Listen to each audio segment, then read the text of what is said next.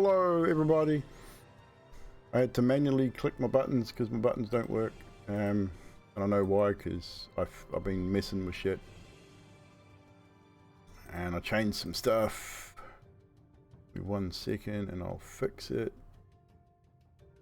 Done. Right. It's Sunday. And we're back. Paradym 2 is back. Look at that, Nutty with a resub, Prime Gaming. As I was just talking about before, September, guys, this month, 20% off all subs, resubs, all the bits and pieces. 20 for 1 month. I think it's 25% for 3 months, and I think 30% for 3 months or more. So you get big discounts if you sub this month. Not that I really worry me about subs, but there you go.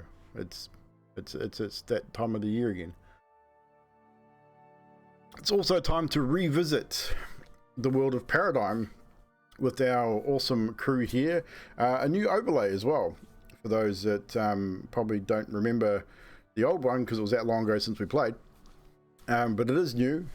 We have, obviously, over that far right side, you'll see the character portraits with the character names, player name, and their class. Below that, you'll see their stats.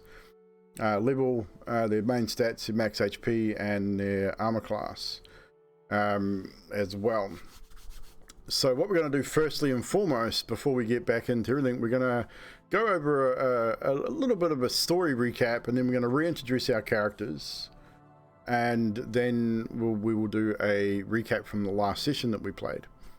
So first and foremost, as a basic overview recap, the world is Paradym, the realm of Paradym, where 100 years ago, the Lions of Valon thwarted the plans of the Prince of Darkness, the Prince of the Nine Hells, Asmodeus, as he had twisted a ancient red dragon to his will by the name of Kosis the Insane, he was dubbed.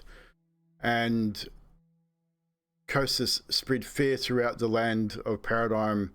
And essentially, the plan was to drain or drag the realm of Paradym into the Hells, making it becoming part of the Hells.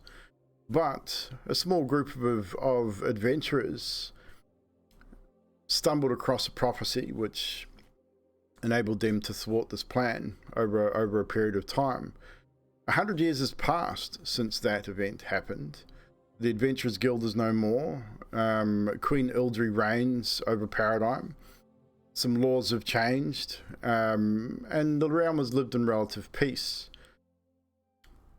What we've now started with is the Dragon Scale Militia, which was formed in those times of the Lions, has grown to quite a formidable force, and we met 5 recruits joining, well, 4 recruits, it was 5 recruits sort of joining the militia and wanting to see the world like great adventure soldiers as they do.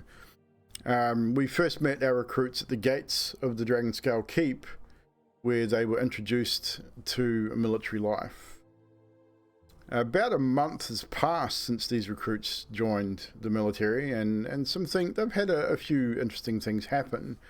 The most recent of which probably not so positive, in fact. But essentially, this is where we're still at. These recruits are still pretty raw. They're now about 6 weeks in.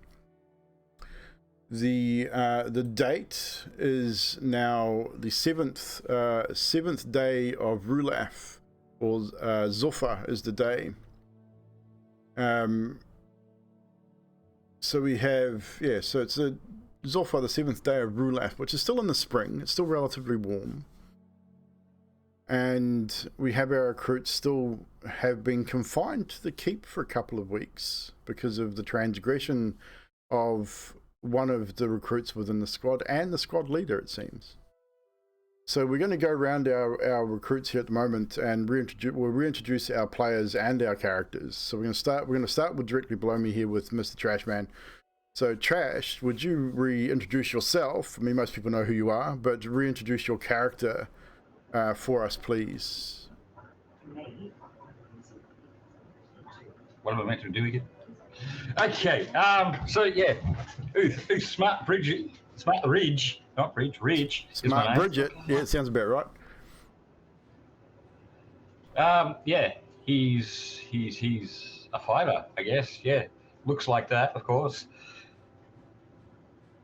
Bit of a. Oh my God, Trash! You have not gotten any better at this. You really haven't. What, you expect me to get better?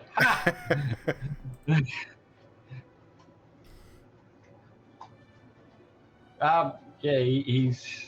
I don't know. What would you call him? A misfit. Yeah, that'll work. Okay, I'll give you a bit of help.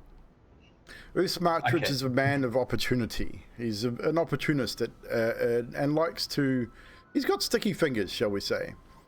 He's also a bit of a talker, and his mouth gets him into trouble quite often, and it has done over the last month. He has upset Sergeant a number of occasions, and his most recent transgression ended in him gaining 10 lashes at the whip at the Master at Arms because of a potential theft and not reporting items that he had taken, not realizing that the squad had been watched quite closely on their previous engagements, and it seems that the sergeant wasn't overly happy about what had gone on. So those that obviously remember, who remember Sergeant Stormhammer, the Dwarven sergeant of the Drangscale Militia, a gruff individual. Yeah, a grumpy ass dwarf. Yes. Okay. He's not grumpy. He's grumpy at you constantly. But yes, so Sergeant Stormhammer is an individual that likes to get things done, and I will show you an image of him.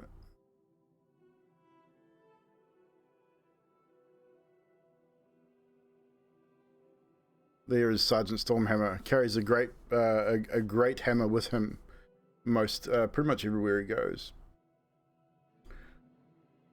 You also met a individual by the name of General Brogda on your first day, the half-orc general who rules over the Dragonscale Militia. Your next recruit, not the next recruit in that we met on that first day, but the next recruit in line is the Baz. I'll get you to describe what LV is. Introduce yourself again. We know who you are, but reintroduce yourself and your character for us. Hi, I'm Baz, and I play LV, Warforged Rogue. LV is a construct, is coppery metal in most places, was rusting when found. He has tinges of metal that show through leather that is hard-boiled, and he has one targeting eye. His weaponry is held within his carapace, which opens and closes to allow for it to come and go. He follows the instructions he is given. Indeed he does. LV was discovered on one of these expeditions that the recruits went on in search of information from long gone days, dragon cultists and things as a test, which they passed somewhat. But they discovered LV, who was not in a very good state of mind when they initially found him. He was then sent back to Bellond to be reprogrammed, if you will, to redefine his directives and put him on a slightly different path. Next up, we have Mr. Grimm. Would you please reintroduce yourself and your character for us? I can do that. So I am Grimm, and I play Varys, the often well-dressed Fey Wanderer Ranger from the Feywild. Not very skilled in the craft of being a ranger, but a student of the human condition, almost to an annoying degree. Some humans more than others. Definitely. That is our satyr friend, Various. Next up, we have Ms. Mina. Can we get a reintroduction from you, please? Oh, well, I play Adultry Timbers, more commonly known as Dilly. I am private first class, and I am not quite of Paradym as it was being discovered. So she is new to the region herself, like Darius. And she's kind of a bit of a scatterbrain gnome. Every now and again it will come out, no matter how hard she tries not to. And there we have Miss Dilly. Yes, they are low And she's level. a storm sorceress. So, Bestie Wiz, if you look over in the bottom corner down there, you'll see the player stats all on that down that right hand side, or that side over there. Next up, we have the leader of this motley crew, the sergeant, or the corporal, sorry, not sergeant, the corporal of the group, who is a little different than everybody else, or a lot different than everybody else. I need to remove your axe from your face, Drax.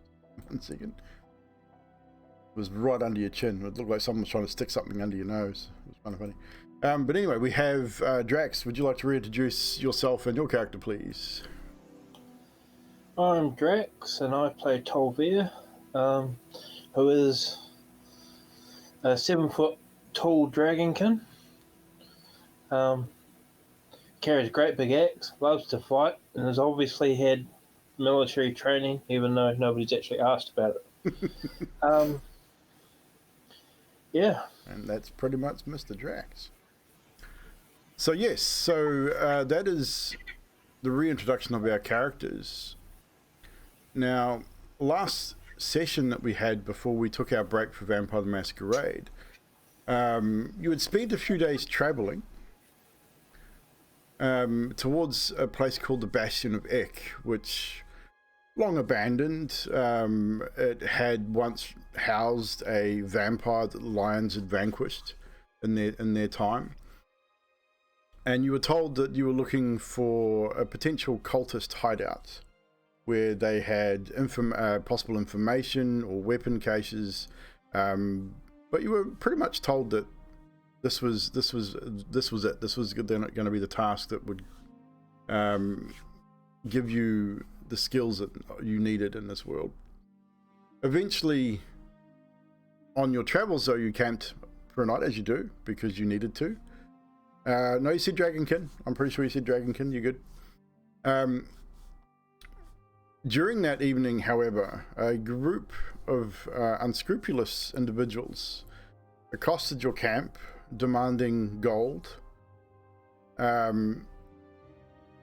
Unfortunately, the incident ended in bloodshed, where 1 or 2 of the bandits were killed and several of you were injured in this process, which wasn't too bad. I mean, you managed to escape with your lives, so it wasn't an absolute drama of a thing.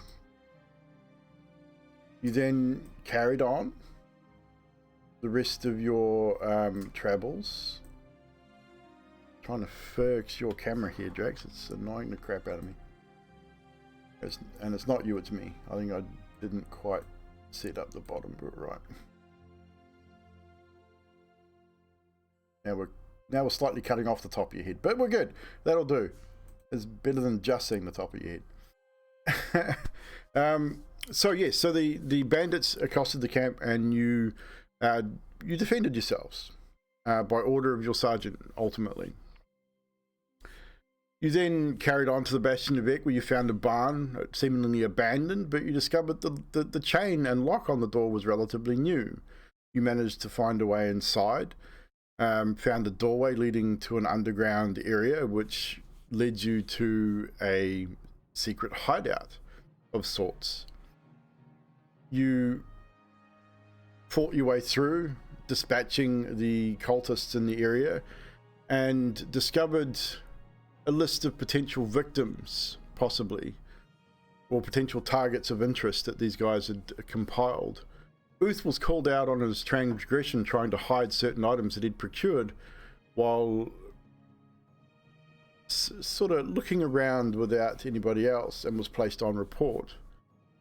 Leaving the space, he raised the barn to the ground, heading back to a camp that night and then once back to the keep. On arrival at the keep, it was told that Sergeant Stormhammer wished to speak with Tolvir. Once there, Tolvir gave his report of the events and was then told that you had been watched and that the events of the report were not exactly accurate in the eyes of the sergeant. Tolvir was promptly arrested, as was Uth for his transgressions. Both parties spent the night in the keep's dungeon, and the next morning they were brought out onto the parade ground, as was everybody else, or most everybody in the keep, and punishment was dispensed. 10 lashes each. And I wish, I don't wish, sorry, but I believe that at least one of you was rendered unconscious, if not both. I forget which one it was. I think it was Tolvir. It was me. Yeah. So with that, you were also instructed, as were the medics, that they were not to be healed magically, as a lesson, somewhat, that they were to heal naturally and retain the scars of their punishment. So you were then confined to the keep for the next 2 weeks while waiting for your squad lead and your fellow soldier to recuperate from their injuries. So I will go around each one of you now and we'll just get a brief sort of overview on what you did for those 2 weeks. If you remember, some of you received letters in that last session as well. So we'll start with Uth. So Uth, over the course of these 2 weeks, obviously the first week or so would have been spent in a reasonable amount of pain and discomfort as you healed from your injuries. You also received a letter, obviously not being able to do anything about it at this point because you have been confined to the keep. Did you share the contents of that letter with your companions is the biggest question. Nope. You kept it to yourself? Yep. No problem. I'm still deciding what I'm doing. Okay. So you obviously know, you know the contents of the letter. I've sent you a message in Guild about it as well. So that what you decide to do is purely up to you. Just let me know so we can decide that. What else did Uth do over the course of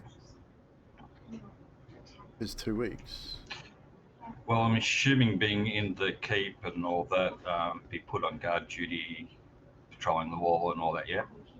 Probably not the first week. You would have been recovering from that. Yeah, but generally, general rule, yeah, you would have been part of that. Your whole squad would have been part of that in that second week. Night patrols and things like that. Well, during that time, I'll be studying the ins and outs of the keep, how they run their security and all that. So specifically, you are watching... Basically, watching for any breaches in it or breaks. Okay, I think I know what you're talking about. Yeah, so you're looking at the routines of the watches. Yes. When they change. You'd have an understanding of it anyway. You'd have an understanding of some of it. Or also any weaknesses that I could perceive. Okay, give me 1 second. I'm just making sure I set the channel points up. Thank you, Nutty, for that. Channel points have been changed. So, yes, guys, channel points.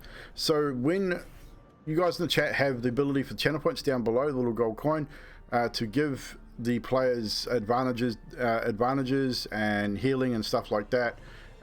When you do give someone something, make sure that you at them, like at their person. So at Orbasm, Mina, Grim, Drax, and Trash, and the DM, of course. The DM's not excluded from this.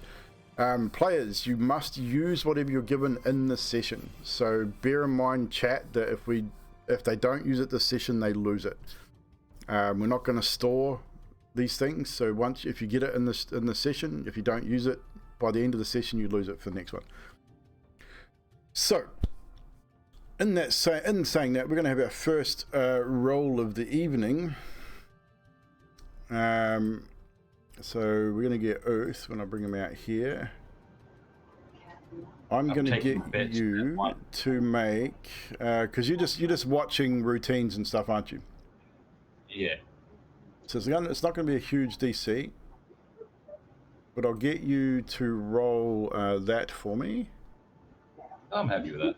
14's not bad. So as you watch, when you're not on duty yourself, you are watching for any discrepancies within guard changes, the routine in which they patrol. You know this is a big keep, so there's a lot of people active day and night on patrols and on guard duties. During the day, you know, there's guards at the gates there's 3 gates to the keep. There's guards on duty at the guardhouses at those 3 gates pretty much 24/7.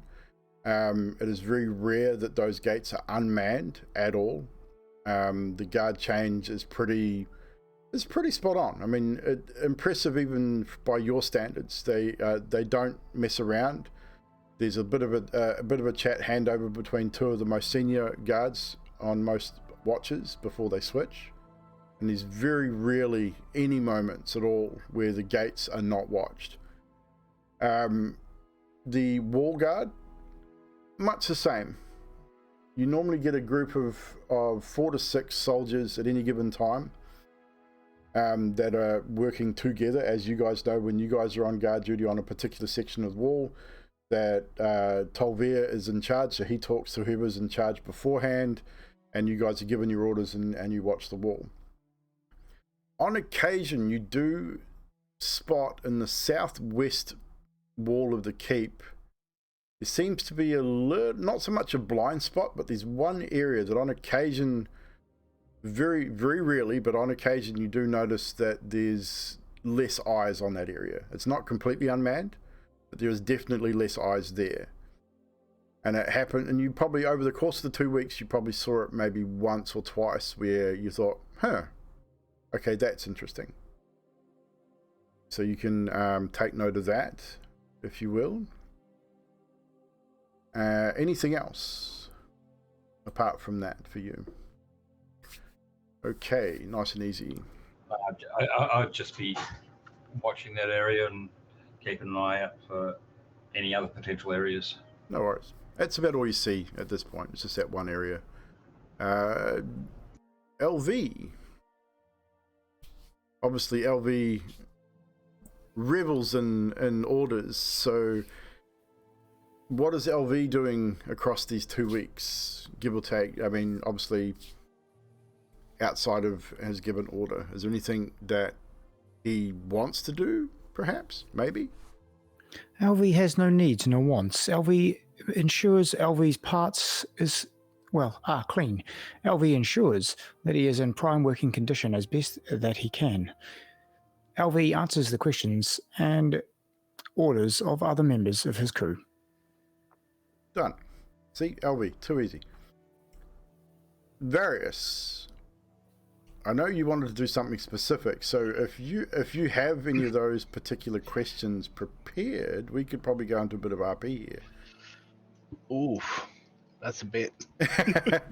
Even just a little bit. So yeah, a big part of Varys' 2 weeks will be trying to get some training off of LV, seeing that he has the capability of pretty much at whim, at least from Varys' point of view, to subdue an opponent rather than outright kill them, which Varys unfortunately did on their last outing. He wants to understand how best to do that, because he's not comfortable with killing, but also very keen to know more about LV and beings like him, and the library doesn't have much information, so he's sort of studying him, trying to work out what makes him tick, trying to work out whether he has any like feeling or emotion that's his own, or whether it's all sort of programmed and can be rewritten. And he'd sort of be asking like mundane questions like, do you have a favorite color? What's your favorite day of the week? Do you read books for fun? Like, just like a constant barrage of inane questions.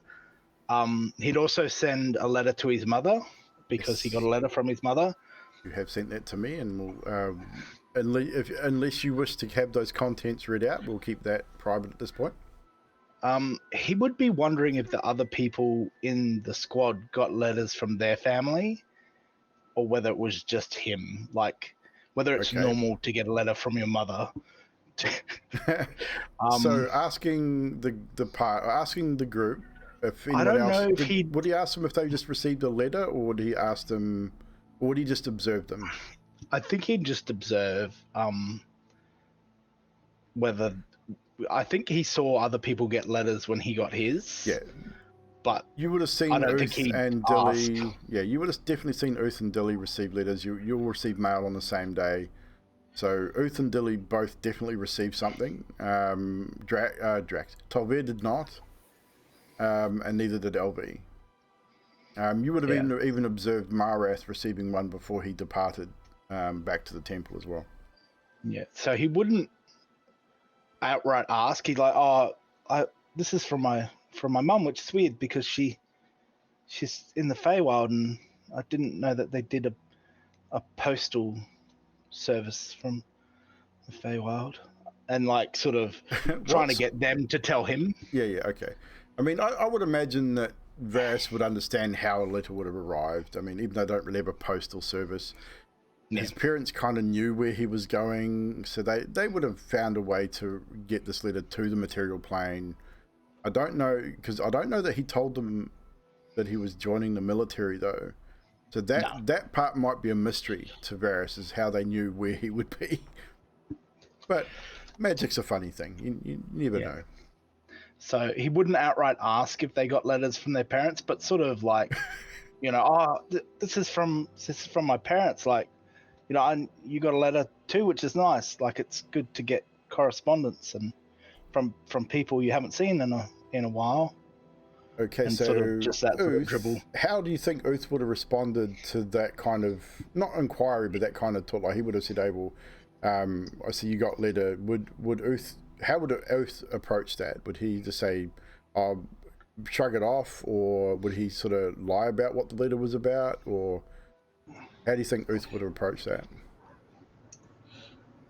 Yeah, it's from my parents, which did.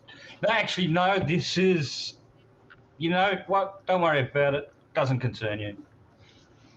That's fair. The one other thing Varys would do is, for that first week, he would check in on Uth and write notes. And also, in a way, be compelled to use the healing magic that he has on him, but know that he can't. And he wouldn't do that with Tolver, because to him, Tolver will look after himself. He's not sure Uth will look after himself. So for that first week, Varys will check in on Uth. No problem. Just not as often as he might usually, because he's very intent on LV at the moment. No problem. Easy enough done.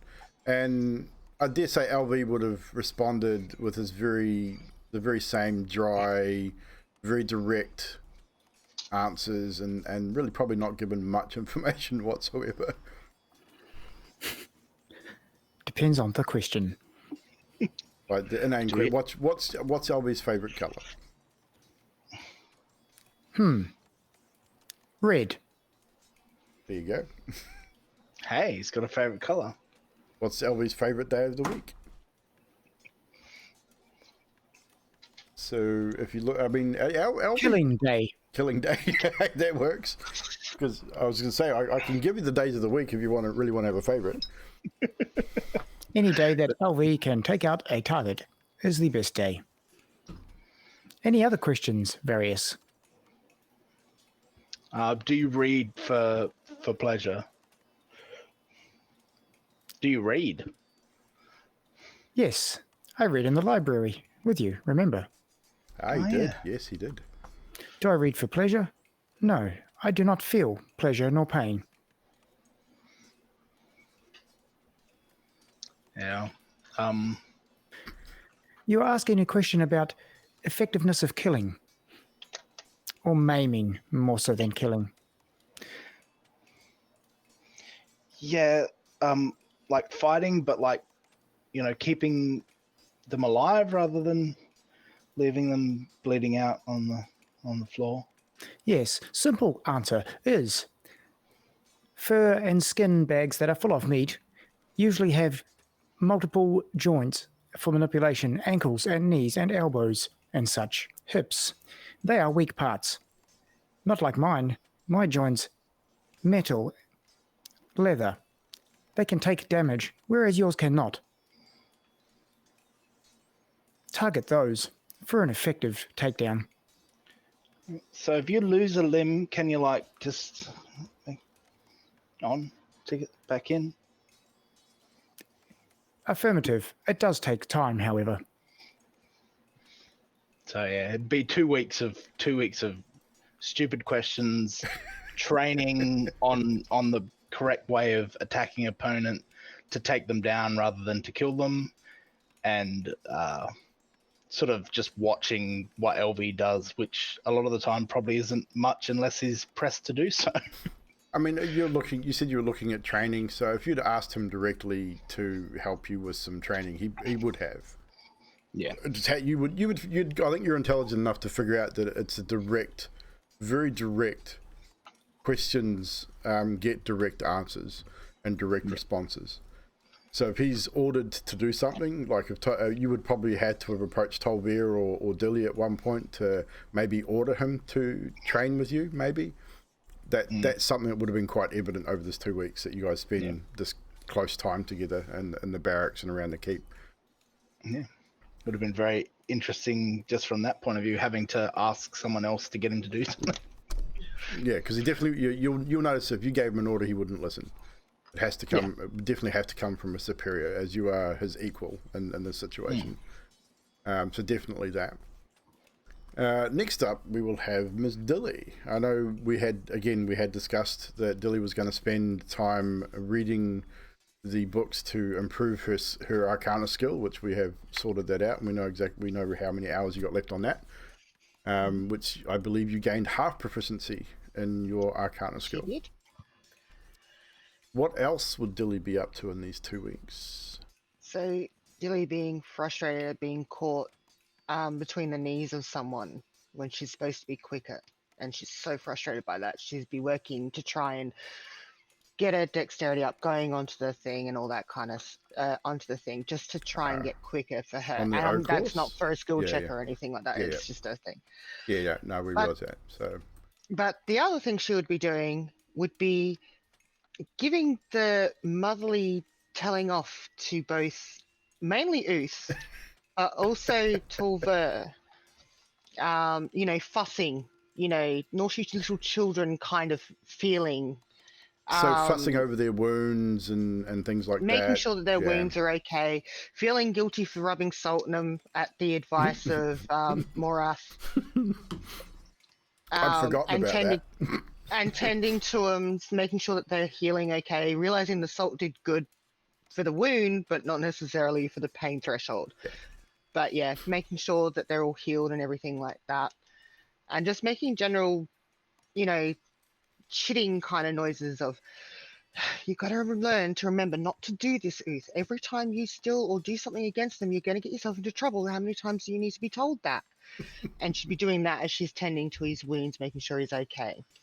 Because I think he's on his stomach at that stage. Yeah, I mean, for the first few days, definitely. Yeah, and she'd be telling him.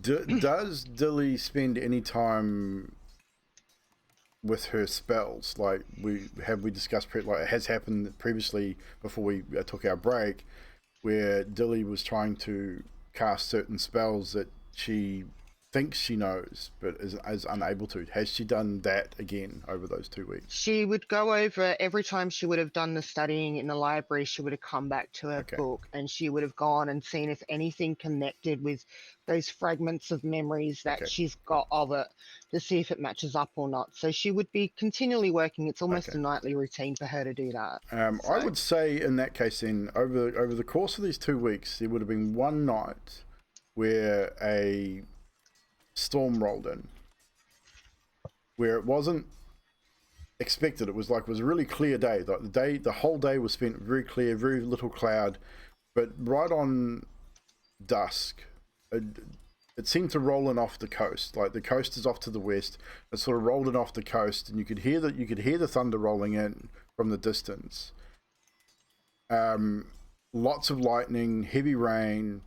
Very loud thunder. It almost centered itself over the keep for the better part of an hour or two.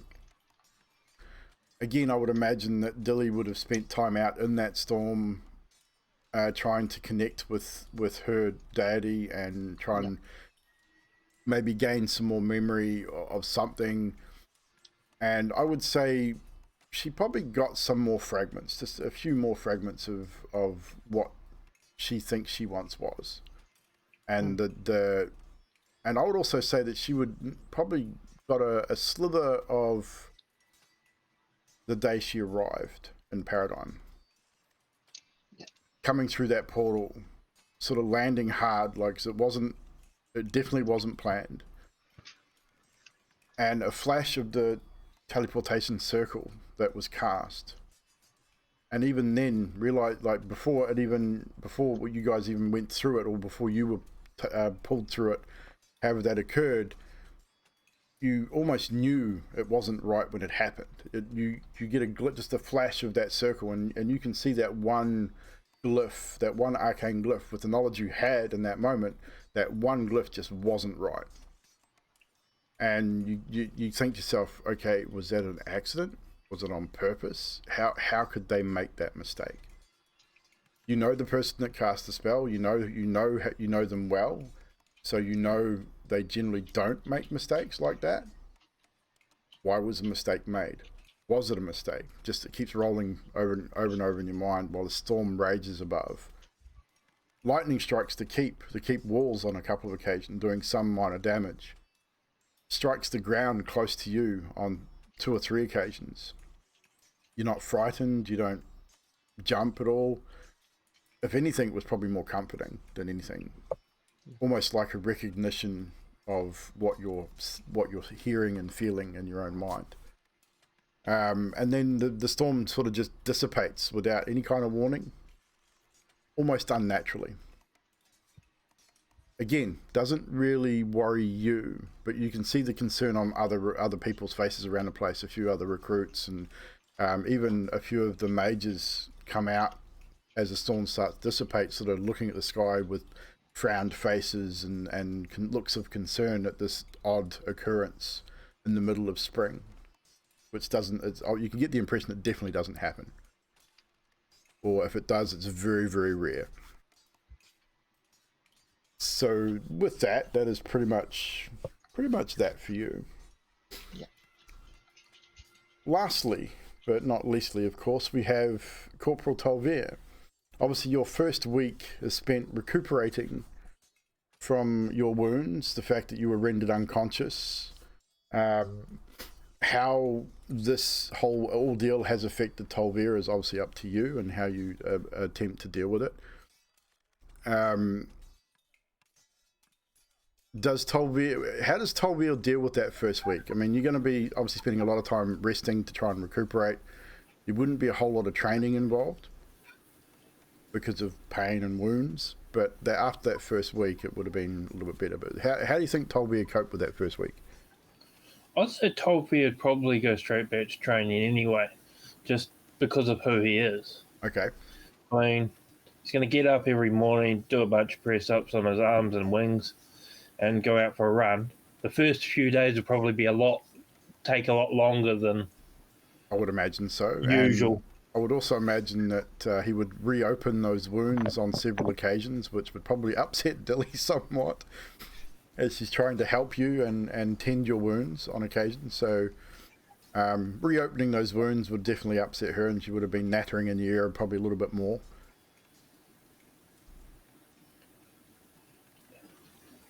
Yeah, he'd be fairly almost distant in personality for that first week or so. Okay, so after the first week, you're fairly well recovered. The wounds have closed. I mean, you're no stranger to scars and battle wounds anyway. The following week, you generally the whole group has been obviously given menial tasks like night guard duty. You get kitchen duties on occasion. So you're not given the cream of the duties. You give them some pretty menial tasks, which possibly could be upsetting to Tolvir as well, because I mean, you and I have discussed what we believe Tolvir, how he feels in the situation. Does he do anything about it at this point? I think at some stage he'll want to go and talk to was it Stormhammer? Yeah. About it. Sometime during the 2 weeks. Okay, we can do that. So I'm just going to make another adjustment on your camera because you've moved all the way over to the left. I'll just adjust the... No, I'll put you in the middle. It's because I'm not sitting on a chair, so I can be here and then I can be here. That's a good. Now you could probably tilt your camera down just slightly if you wanted. Yeah, that's good. So yes, so we can do that. So we'd say towards the end of the 2 weeks, almost probably right at that last couple of 2 or 3 days, you decide that it's time to talk to Sergeant Stormhammer. So you make your way across the keep. Do you tell your squad where you're headed, or you leave them to their tasks? Do you give them a task and then head off, or do you tell them what you're doing? Well, if they're obviously doing whatever they're doing, then he'd just leave them to it and go off. If not, then he'd just instruct them to do something so that he can bugger off and do it. Yeah, you could easily give them a task, whether it was training on the training dummies or whatever, and just say you've got something to do. Easily enough done. They wouldn't question it. They know that you guys are now. I mean, you've been in the military long enough to know that orders are orders. You don't question the orders from a superior at all. So they would go about whatever you tell them to do. You head over towards the keep and you make your way over to Stormhammer's office. Outside his office is a single soldier, shield and spear, and he snaps to attention as you approach, as you are a junior officer, so he definitely gives you the respect that is deserved. And he literally says, Corporal, would you like to see the sergeants? Yes, I would. Thank you. One moment, please. And he turns and he knocks on the door. You sort of hear a muffled voice come from inside. He opens and walks in. Sort of doesn't close it fully, but closes it over so you can't sort of see what's going on. And you sort of hear the voices, and he comes back out in the door and pulls it open, holds it open for you to enter. And Tolvir would enter. And he exits and closes the door behind you. And as you approach the desk, you would do what you would normally do. You would stand at attention and wait to be invited to sit. As Stormhammer he's going through a scroll, writing. Looks like he's signing some things, and he puts that aside, folds his hands in front of him. Again, he hasn't changed. Still the gruff-looking dwarf, the great hammer at the end of his desk, sort of leaning up against the desk. It's you've noticed over the time you've been here that that warhammer's not too far from his reach at any given time. Whether it's just a soldier thing or just, I mean, you're much the same yourself. Your weapon's never too far away from you.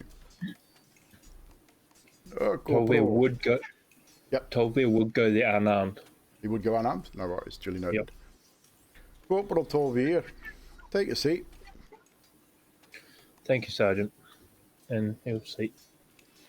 So, what would you like to see me about? This is about my transgression. Alright. It is not that I'm upset with being punished for it. I understand that I've broken the rules, and I'm willing to accept that. I do believe that my gods would have wanted me to do what I have done, but I have broken the rules, and I'm willing to accept that. What I'm here to talk to you about is my concern.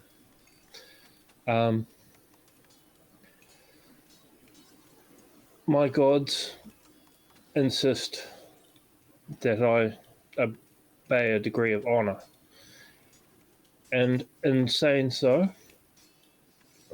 I do not believe that the punishment you gave me was fair. Just hear me out. You can see he gives you a bit of a... He tilts his head slightly and raises an eyebrow. But he hasn't even motioned to interrupt. Like he sits and waits for you to finish. Pain or punishment I can endure. I have no concern whatsoever for it. And he's gonna rub to his side to unflay his wings from around him, and to his side he's gonna rub and push the scales upwards, revealing a black mark of a dragon head on his ribs. This mark means that I've been conditioned to not worry about pain. So, in saying so, your punishment did not affect me in the way that you would have liked it to. It is my honor to. It is. I need to confess this to maintain my honor. If you wish to punish me, taking my honor away is the biggest way to harm me. It is my recommendation that you demote me if you think that I have broken the rules. So you think that it was our intention to dishonor you by punishing you? No, I feel that the pain and of the punishment was not the punishment you expected. You realize that your punishment, as you say it, was not really intended for you. You think we do not know that you can handle pain? Look at his face. I've been on this earth for a long time, Tolbear, as have you. I can see the scars of battle upon your body. I can see scars of other things in your eyes. That punishment wasn't for you. That was for everybody else inside these walls. To ensure that everybody remains loyal to the code that we uphold. The rules of this realm, the laws under which we live, which has kept us living in peace for a better part of a century. Why would I want to demote you? I don't think you did the wrong thing. But we do have rules, and those rules must be obeyed.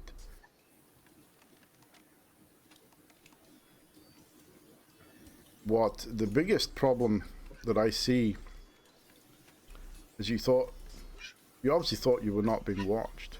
And if you thought you were being watched and you did it anyway, that's probably more why you were punished than anything else. I understand, Sergeant. The punishment was not mine either. To be fair, my recommendation was to strip you of your rank and have you following orders of someone else. But General Evldoa sees something in you, obviously, and it is his order that you keep your stripe and you keep your squad, because he believes that you will lead your squad to great victory in some form or another. I'm not 100% convinced myself, but I also follow orders just like you do. So, in saying that, you will not be stripped of your rank.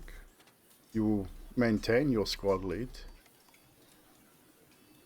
And you will do whatever it takes to regain and keep your honor if you feel that you've lost it.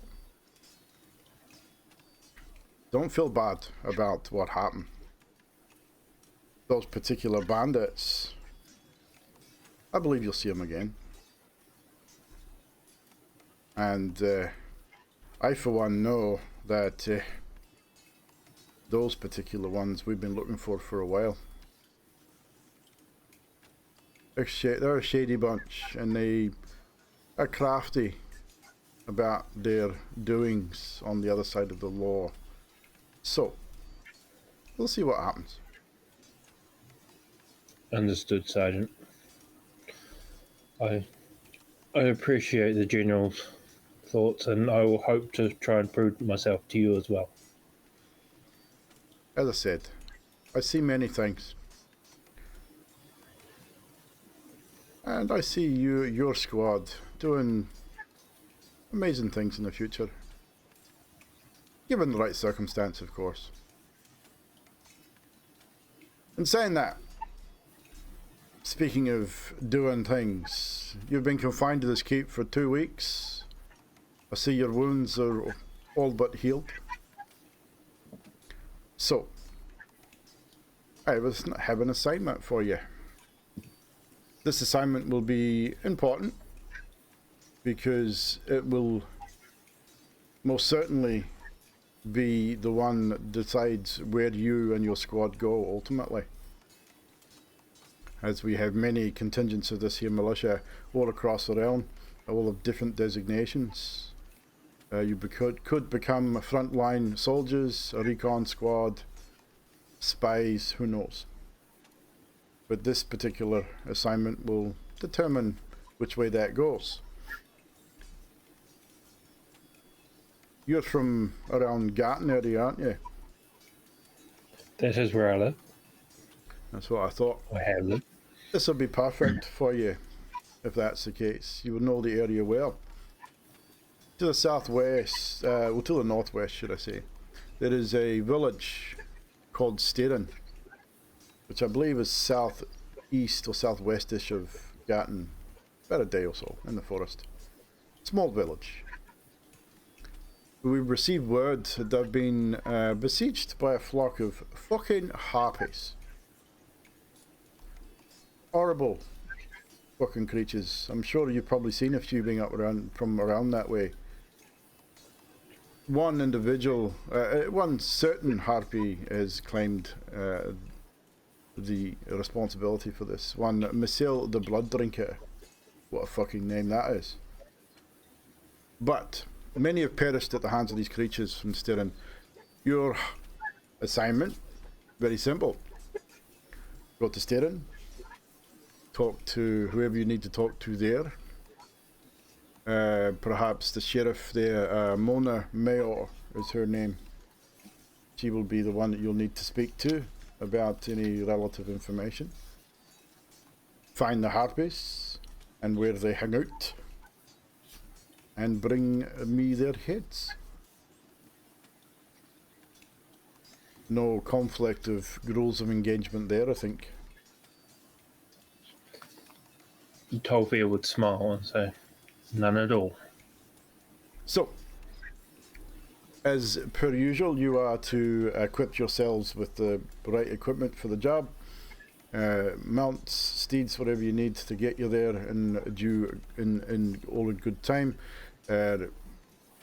Obviously supplies for a few days. I would imagine at least a 3.5 day journey, 4-day journey to Steerin at least.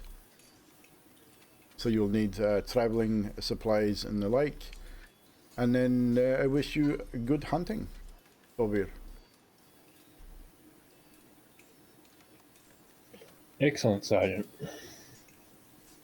Carry on, Corporal. Tolvir would rise and bow his head slowly and then move to the door. If the sergeant... He'd give you a wave. Like, he'd literally just wave. He'd put his head down and start working, just give you that backhand wave, like, get the fuck out of my office. Yep. And Tolvir go back to the barracks. So, once back at the barracks, you have your squad would eventually make it back there. You won't leave until the following morning because it is sort of late afternoonish. So you've got a night to sort of obviously get a decent night's rest and then supply yourselves for the next day. So we can have you back at the barracks and you can inform your squad of your next task if you wish. Okay, when they all come back, all right, gather around. We got another assignment. LB, wake up, get up. All right. So Copy. LV is awake. excellent. So we've been given an assignment to go and take out some harpies in a town called Steerin. Thank you. Think of a steering wheel without the N, without the G. Sorry. Excellent. In the town called Steerin, which is just outside of Gerton. It'll take us a few days to get there. When we get there, it's harpy killing season. And then, so tomorrow morning we'll get up and supply up and head out. So this is a case of we're going to be killing the harpies. The harpies have been attacking the town, so they want them gone. May I be excused, Corporal, to go and do some research? Sure, it's still afternoon. Do what you need to do today and we'll pack up and be ready tomorrow. Thank you, Corporal. I'll be back in the evening. That goes for all of you. Affirmative. Yes, Corporal. So, with that being said, those remaining in the barracks, what are your intentions for the remainder of the afternoon?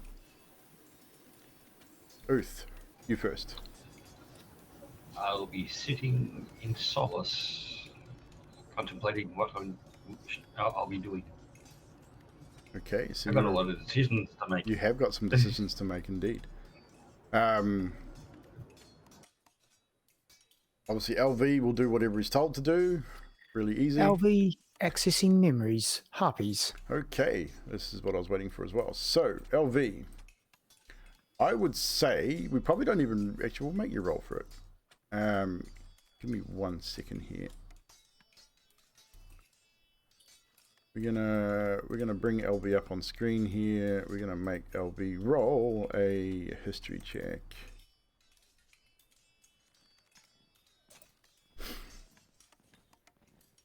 Nine. Your memory banks are spotty on harpies. As you search through, you know that they are a winged beast, humanoid in nature, seemingly in nature, very vicious, but that's about it. LV knows of harpies. Memory corrupted. Harpies have wings. Harpies are bags of meat. And he looks at Various and says, harpies have elbows, knees, 2 of, ankle joints, and necks. Respiration systems similar to humanoids. Otherwise, memories are corrupted. Indeed. That should be enough. Thank you, LV. It's weird. Corrupted. Should get you looked at, maybe. They're also delicious. What? Yes, I would say Tolvi is definitely, being from that area, has definitely dealt with harpies and has probably eaten a few. Is that in your memory, LV? Are they delicious? LV does not require sustenance of any meatbag kind.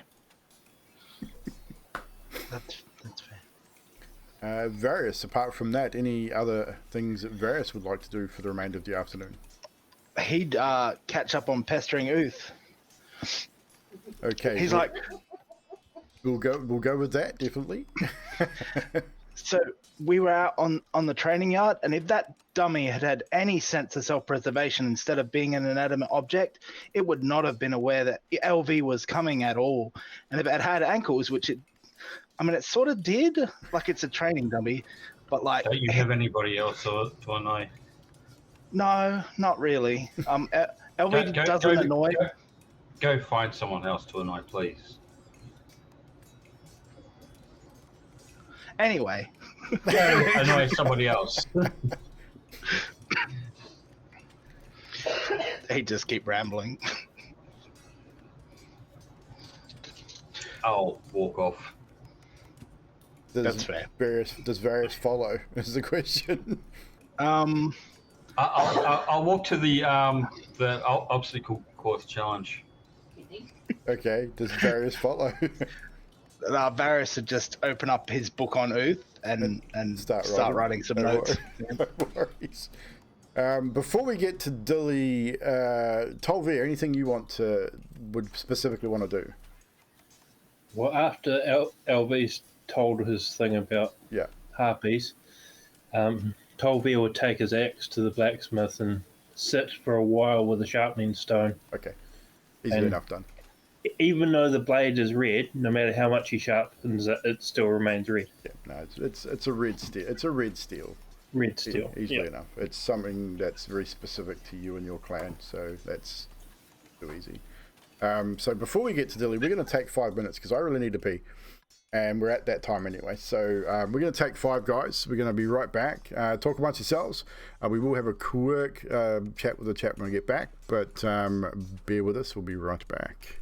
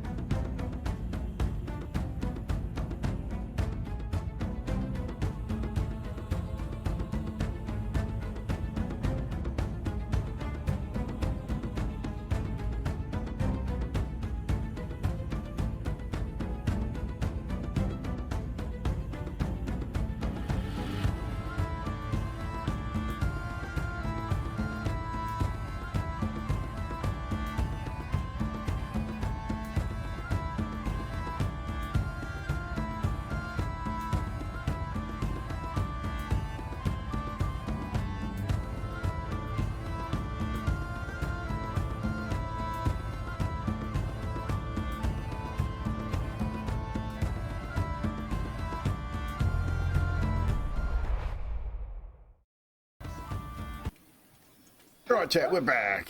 Welcome back. Thank you, everyone, for joining us this evening. We broke Mina, by the way. Did you a little bit? But anywho, No, we broke her. No. He's Well, not Grim broken. said break me, but he was muted.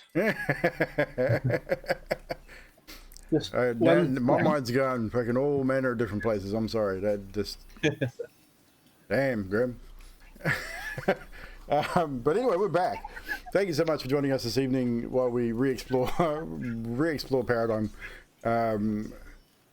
As I said, my name's Evldoa. I'm from New Zealand, as is Baz. The rest of these guys, and Drax. The rest of these fellas are from across the ditch in the Aussie Struckenfalia. And although Tassie doesn't kind of count, kind of loosely, but we are playing a homebrew session or homebrew campaign of my creation, the World of Paradym. This is the second time into the World of Paradym, so this is campaign 2. Campaign 1 is available on my YouTube, so !socials in the chat will give you that information. You get the Twitter, the YouTube, and the Gilded, which is where we hang out and chat, talk D&D. I also create maps and stuff on stream as well, 3 days a week, which is a lot of fun. So, back over to our recruits.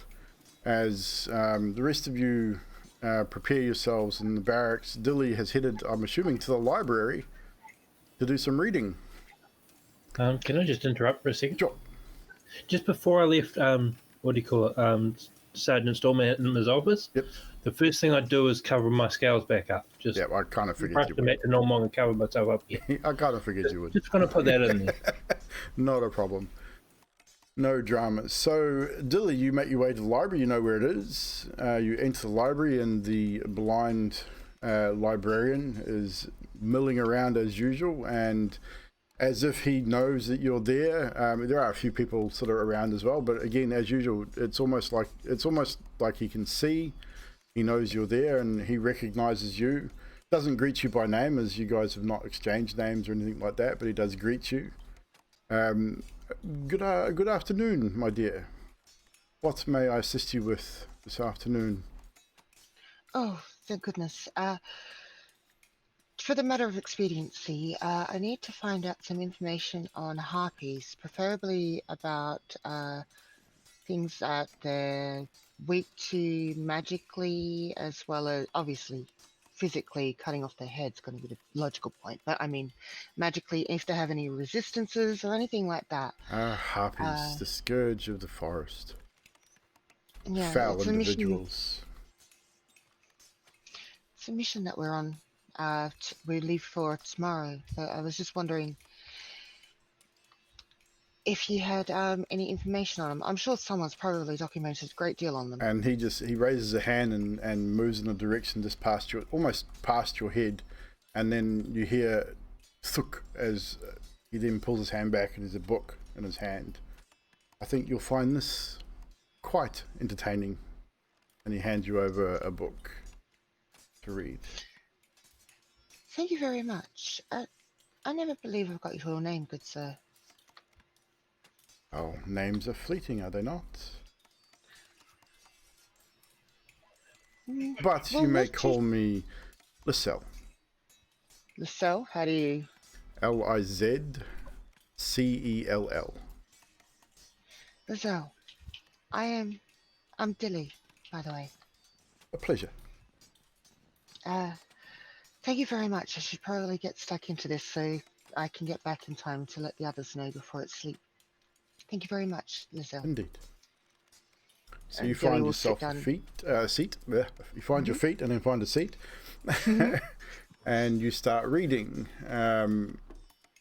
The book, again, it's not a hard read. It's very specific. It's you go through it and there's all sorts of winged creatures in it. Like you see a picture of a large bird.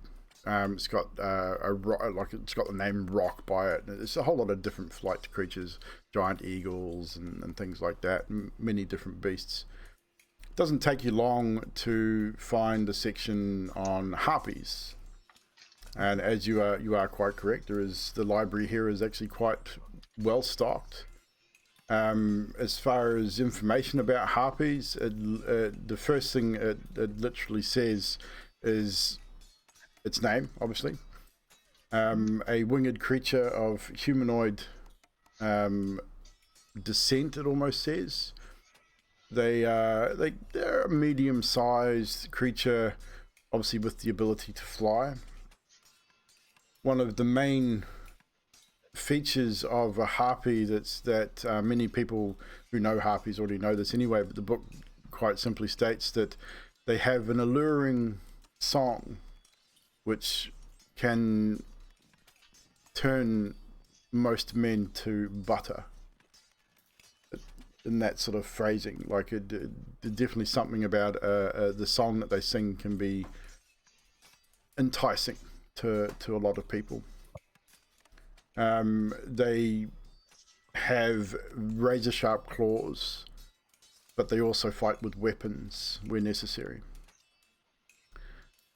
In bold beneath that, a mouth full of razor sharp teeth, as they are meat eaters and often eat their prey.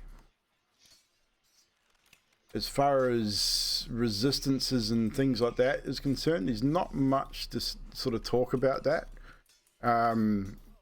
Doesn't seem like anyone's recorded any type of resistance, so you would probably, from that, you would imagine they probably don't have any. But as far as anything else, they can move relatively quickly. Their wings enable them to move very fast. Some of them can be highly intelligent, others not so much.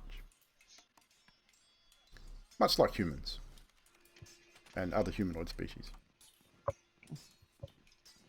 But that's pretty much all you get. Okay. Which is pretty much she'll everything, finish- because it's a pretty detailed book. So Dilly will place the book back where it needs to go and give a wave to the cell and head back to the barracks to let the group know and try to come up with some kind of strategy of how they'd possibly need to deal with them. With the group. Have at it. You make your way back to the barracks. Everyone's still there. Uth would have spent a relative amount of time out on the obstacle course to get away from Various, I'd imagine, before coming back. Oh. Good evening, Corporal. I'd like to set up a meeting if we can, please. I want to discuss the Harpies and perhaps battle strategy, since I found out some information. All right, everyone listen to Dilly. Dilly just looks at him with an eyebrow raised. Is Uth there, or Uth back? Is Uth there? He hasn't come back yet? How long does he wait before he comes back, if at all? Probably till the night. Okay, so the sun will be setting by the time Dilly gets back. So you tell me when you would think you would head back. Probably just after sunset. Okay, so you can proceed without Uth if you want, or you can wait till he gets there.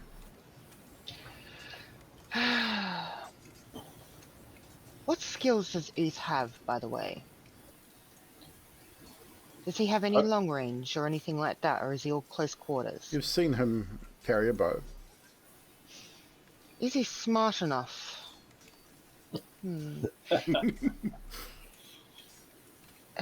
Wow.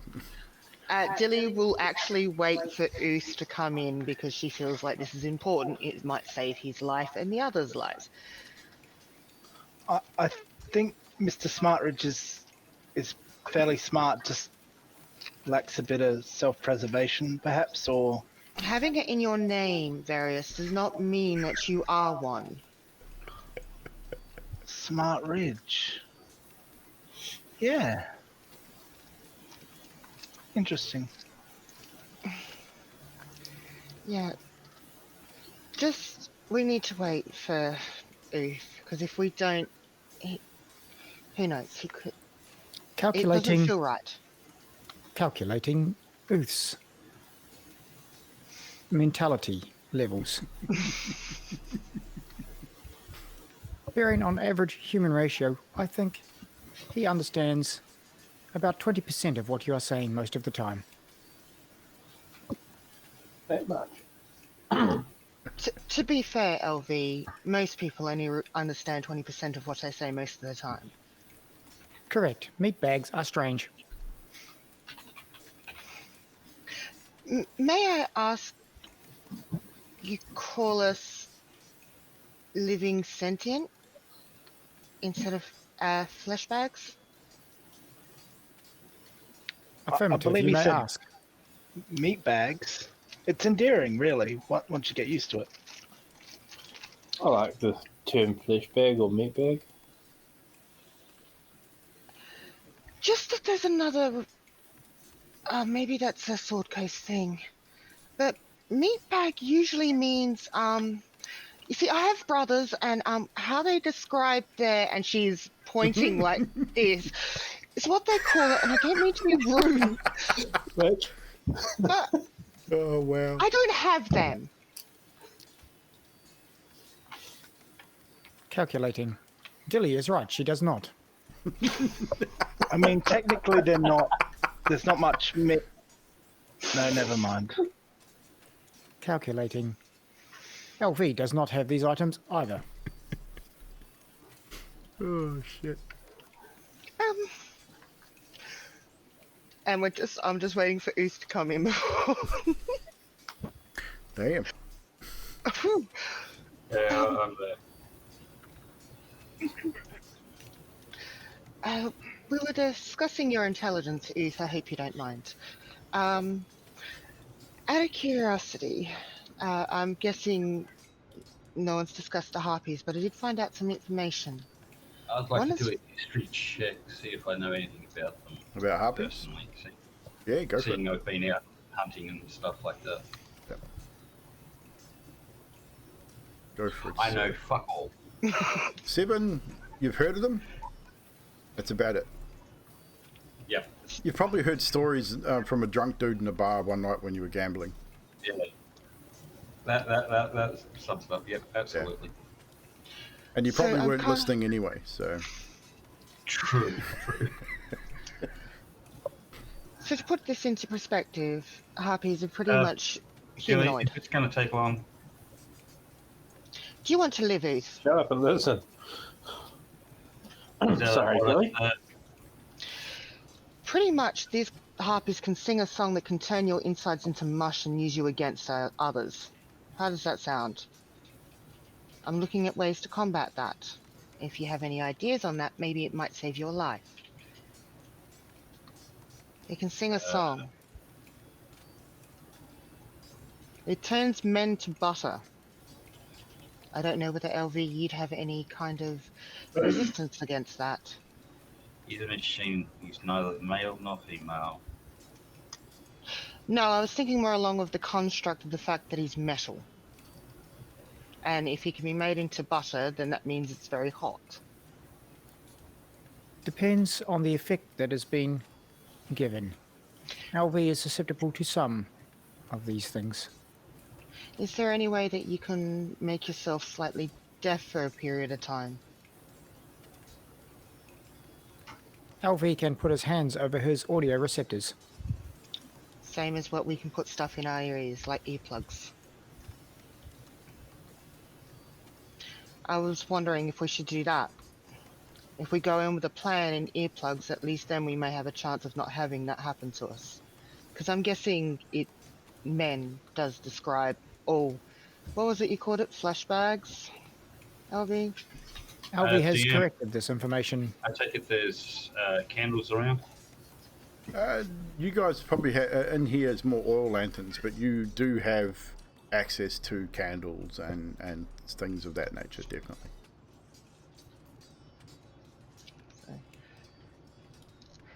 The other thing too is they have very sharp claws and they can fly, so we may have to do a lot of long-range fighting.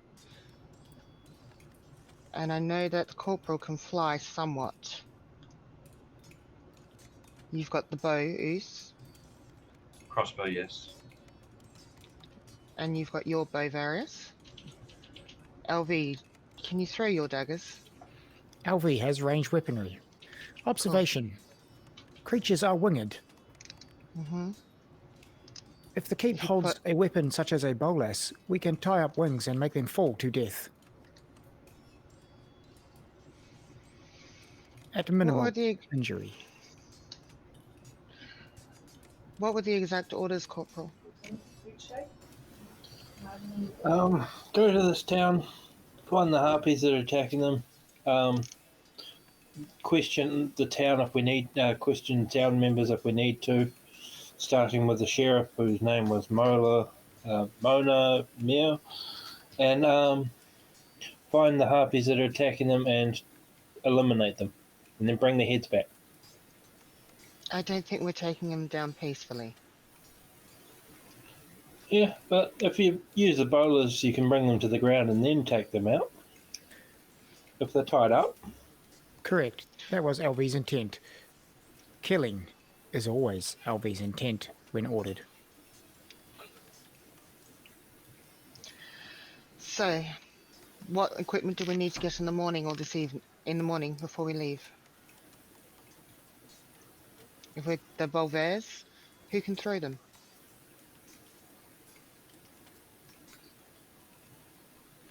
Probably everything to it. Everyone would have the ability to throw a bowler.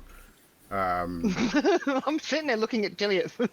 Well, even Dilly would have the ability to throw it. Whether she'd actually succeed or not is a different story, because it'll be a strength-based throw. No. Because for those that are not familiar what a bowler is, it's basically 3 or 4 ropes or twine with weights at the end designed to tie up an individual, whether it's arms, legs, around the body, whatever. Good for catching birds. Or So then I pterodons and things in Ark. So I suggest we get some of them. That's an excellent suggestion, LV. Should we get something to cover our ears? Or our audio receptacles? Candle wax should do the trick. Yeah. How do we Should communicate? I think that's where I'm trying to get it into now. Affirmative. So, You would all also be intelligent enough, I would say at this point, that you know earplugs are good, like candle wax, any kind of material like even cotton would work, but you'd also know that it's not going to block out everything. You will still be able to hear, but at low volumes. Yeah. So if you were to talk loud enough, obviously you would be able to communicate, but also too, I would say, Dilly, you would understand that even like any kind of hearing protection will protect you at range from this type of song, but at close range it'd still be susceptible because you'd still be able to hear it. do harpies have beaks? Because I've never actually seen a picture of a harpy. In the book there would have been a picture, a really crude drawing, and it didn't appear so. They definitely looked more humanoid in nature in that respect. Perhaps some rags to cover their mouths as well. So if we have to get close up, we can get a rag around their mouth.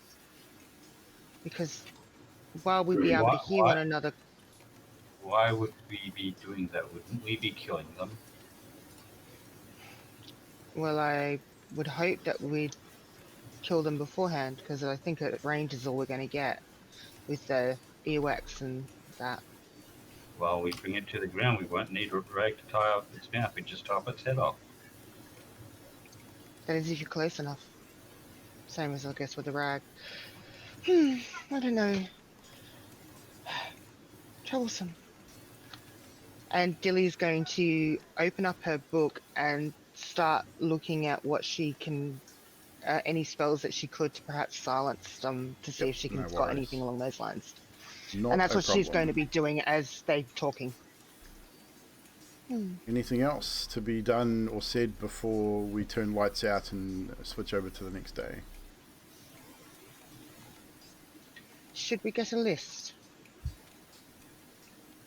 And someone goes to collect it in the morning? I'm sure we'll I'm need to happy go. to do that if you like. And Various would have been very quiet, hearing that we have to kill them. Like, unusually quiet. I can go if you only want one person to go corporal, or we could all go, I suppose. Well, I'd say the oath would be great to help you go. Is that an order, Corporal? Yeah. I think by now, Earth, you would realise that everything that Tolbear says to you is an order. Can I ask it? Request Various.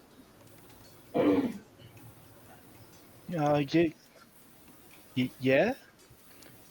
When shopping, would Various get LV a net or two? Yeah, we can get some nets. And he takes 5 gold out of one of his compartments and hands it to you. And then he walks over to the corporal and says, "Corporal, Yes, LV.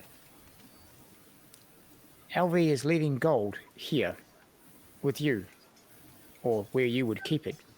It makes too much noise in LV's compartments. Stealth is hard." As he jingles and okay. jangles as he walks over to you. Is it in a bag or anything?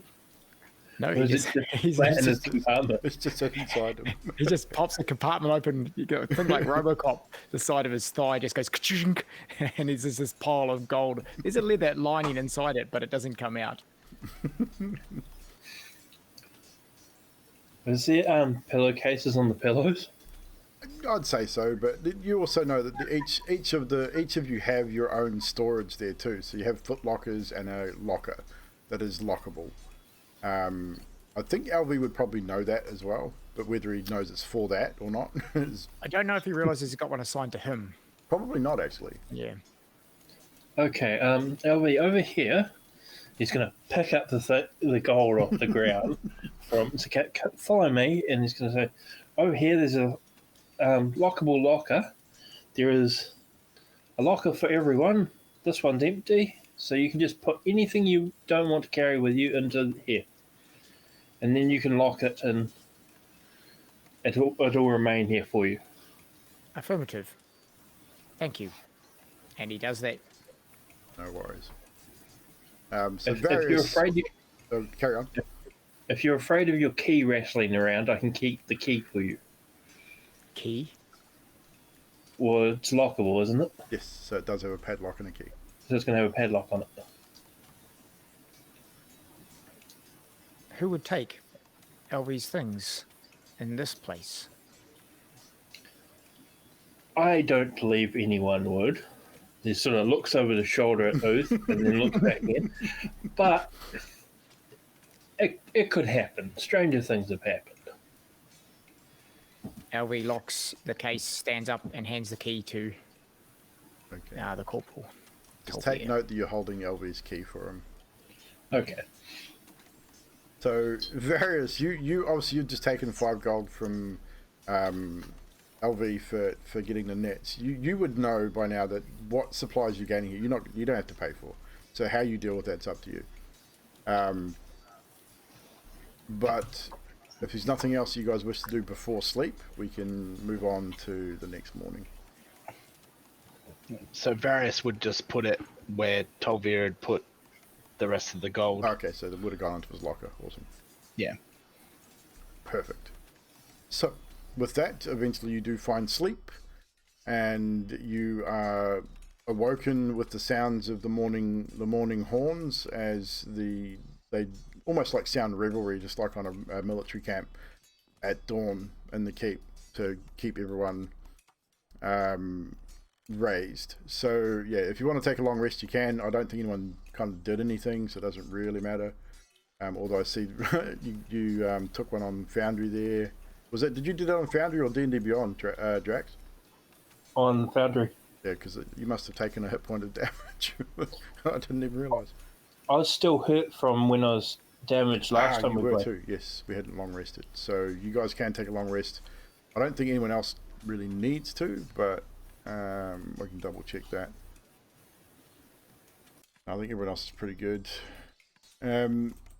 So with that, you rise, you do your morning routines, you eat, you clean, you gain all of your possessions, you armor up, gain your weapons, and you head for the stores to gain your supplies for your journey. You know you're going to need rations for everybody for at least probably looking at 3 to 4 days travel there and the same back. So you're looking about a week's worth of rations, if not more. You get, are you wanting, how many bowlers are you wanting? Because they do have limited stock, but they do have them. You'll find that their stocks are pretty up there. I don't think they have a bowler in D&D Beyond, as far as I know, but I can work out something for that easily enough. So I would say you're looking at a bowler each or a couple each. They're not super heavy, but you won't be able to carry too many. A couple. So a couple each? Gilly would only carry one. Okay. Yeah, so, one for LB2, please. So make a note that that's what you have. Those that want to take two, take two. Those that take one, just make a note that you've got it.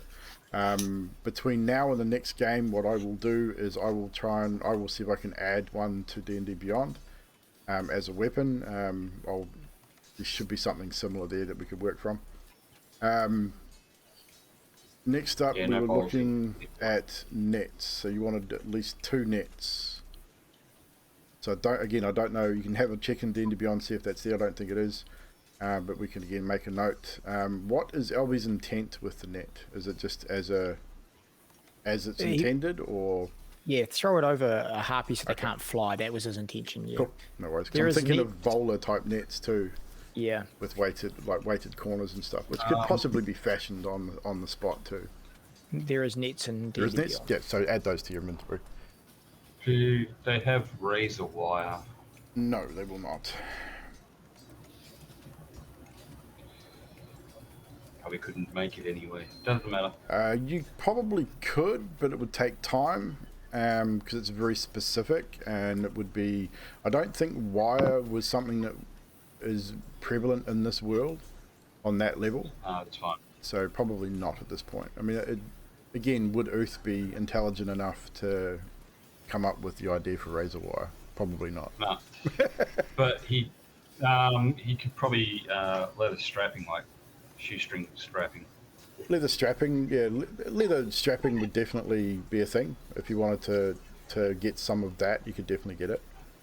And what you intend to do on it, we'll work that out once you decide what you want to do, and we can work out a role for it for sure. Don't worry about it. Wouldn't be enough for what needed. Okay, no problem. Dilly's also going to get a cotton scarf, a long cotton scarf. Yep. Just for reasons. So it'll be just a piece of cotton cloth, which easily enough. Yeah, I'm just thinking long, thin Yep. kind of deal. So yeah. Too easy.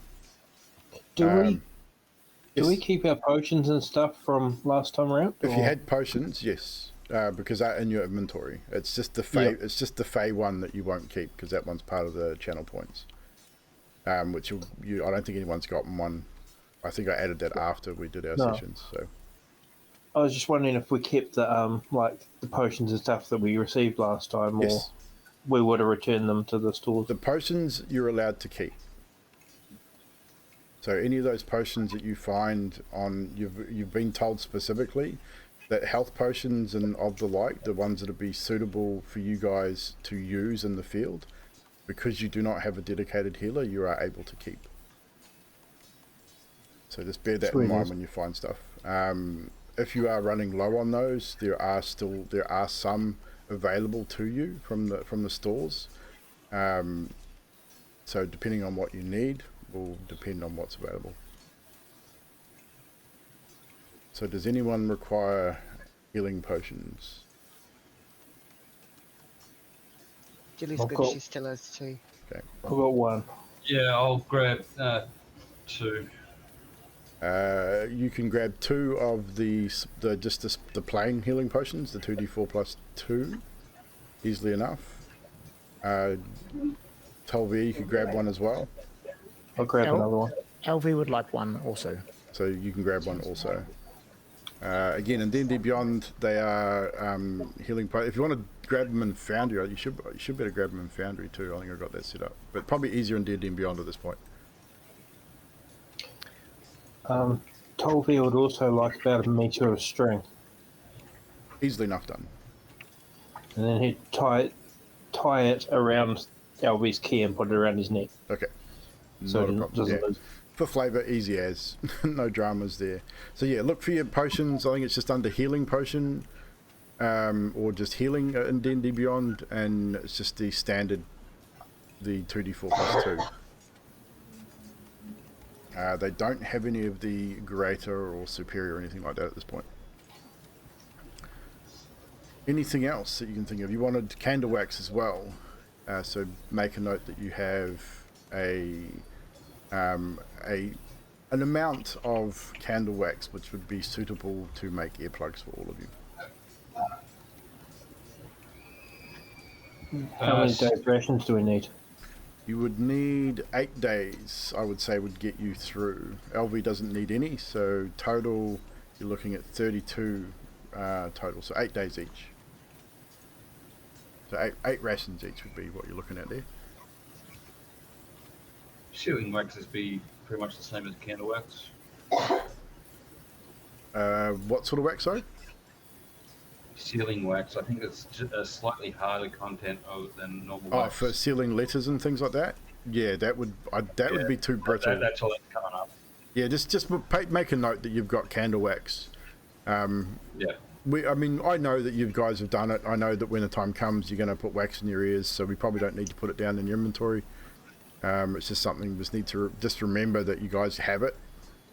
I'm sure Mina's probably taken a note anyway. More or less. So you've definitely got it. It will definitely help you with the situation. It may not stop it completely, but I would say at the very least you'll gain advantage on any saves required with the Harpy song. Again, that will be contextually based on distance, how close you are to them.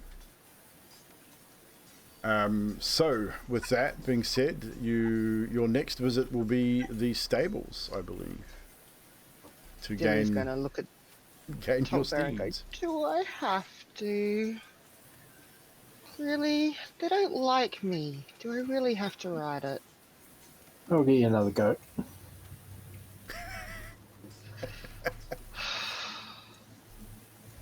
You get to the We'll stables. see what they give us. Yeah, you get to the stables, and the stable boy that's there, sort of greets you. All right, right. Oh, Corporal Tolvier, your steeds await you, and he sort of gives you a sly sort of grin and a wink, leads you into the stables, and he sort of nudges you as you go and says, "Don't worry, it's not goats like it was last time. That was just the boys having a bit of fun. You actually got horses this time." And leads you in, and you do actually get horses. Dilly, you get a miniature pony, which is ideal for you. But these are the well-bred horses for obviously the bigger, the heftier. Tolby, you get a Clydesdale, which is a much bigger, heftier horse for your stature and your weight. The rest of you get standard riding horses. LV weighs a shit ton as well, even though he's a medium creature. Because of his weight, he is also given a Clydesdale.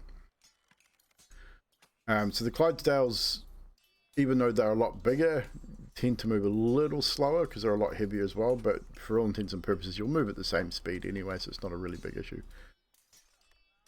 No need for animal handling checks on these ones. You guys have now been riding on and off for the past 4 to 6 weeks with part of your training and the assignments you've done.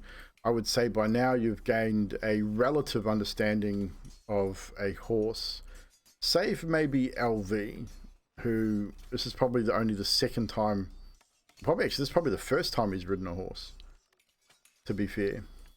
Maybe Let me just do a quick roll. I've got to think about before as well. Yeah, I believe everything would have been cart-based and they would have had a specific handler. I would say he's probably ridden before. He would have an understanding of how to ride, definitely. I think earlier on I aided someone riding. I think so as well. So we'll say that no checks. I think you helped Dilly. So there's definitely no check. We won't worry about checks for riding. So with that being said, we move back to our travel map, and you guys leave the keep, heading once again northward along the main road that leads from the keep and the city, the capital city of Vallond, heading northward towards Gatton. Again, many of you are familiar with this road. You've traveled this road a few times now. Tolvir more so than any of you, because he has traveled this road numerous times between Gatton and Vallond on his many excursions before he joined the militia as well. So that being said, your travel is relatively swift. The road at this time of the day is just starting to become busy, as it's a main trade road between Gatton and Vallond specifically, and then obviously from there you've got other areas from Paham through to Gatton and other outlying Valoras and stuff all use those trade roads, as well as by ocean. And all of surrounding small villages as well. So your first few hours of travel is unheated and relatively unexciting. You get waved at by a few people on the road as you are dressed in your military garb. You're riding in a relative military formation, as you are instructed to do so by your corporal, as obviously you're still well within sight of the keep in this first few hours. You do get a few interesting looks from some other travellers. Obviously not everyone is happy to see a soldier on the road. So some of the looks and some of the comments are not exactly pleasant. I would imagine you've been obviously reasonably well trained not to get into it with anyone on those sort of situations. You sort of deal with it as it is what it is. Is there anything you wish to discuss on your first day's travel while you were traveling? With the decisions that he's got to decide on, he's going to remain silent for pretty much most of it. No problem. In fact, Uth, because of the decision that you have to make, and because of knowing what you know, you did mention the green sashes to the group. Actually, no, Marath did, because Marath knew about them as well. So the group does know about these bandits. There is a tie in there somewhere. I don't think he gave them a name. He just said that they were a nasty bunch. But I'll get you to give me a perception check, just quickly, while you're traveling. As I would say that Uth would be relatively paranoid, and would be watching the road and probably the trees and stuff either side. Not very perceptive, however. Can Dilly do a perception check on pretty much the group, but to know whether she's actually seeing that Uth is doing that? That's what I was thinking. Various might be curious about what's going on with Uth. Yeah, Uth has remained very quiet, which is unusual for him. He's usually quite mouthy. So I would say the rest of you, if you guys want to roll perception as well, I'd say based on your passives, no one would passively be able to notice it. Tolvir, you're probably not overly interested in what's going on with Uth anyway, so you'd probably be up the front as well, I'd imagine, leading the group. Dilly's got no. Definitely. Dilly's got no clue, and my HUD is refusing to work, so I just rolled it normally. Okay, but Dilly's got no clue with a 4. Your HUD won't work while there's no token on the thing. So it's cool. So yes, so LV, yeah, you probably don't really notice either.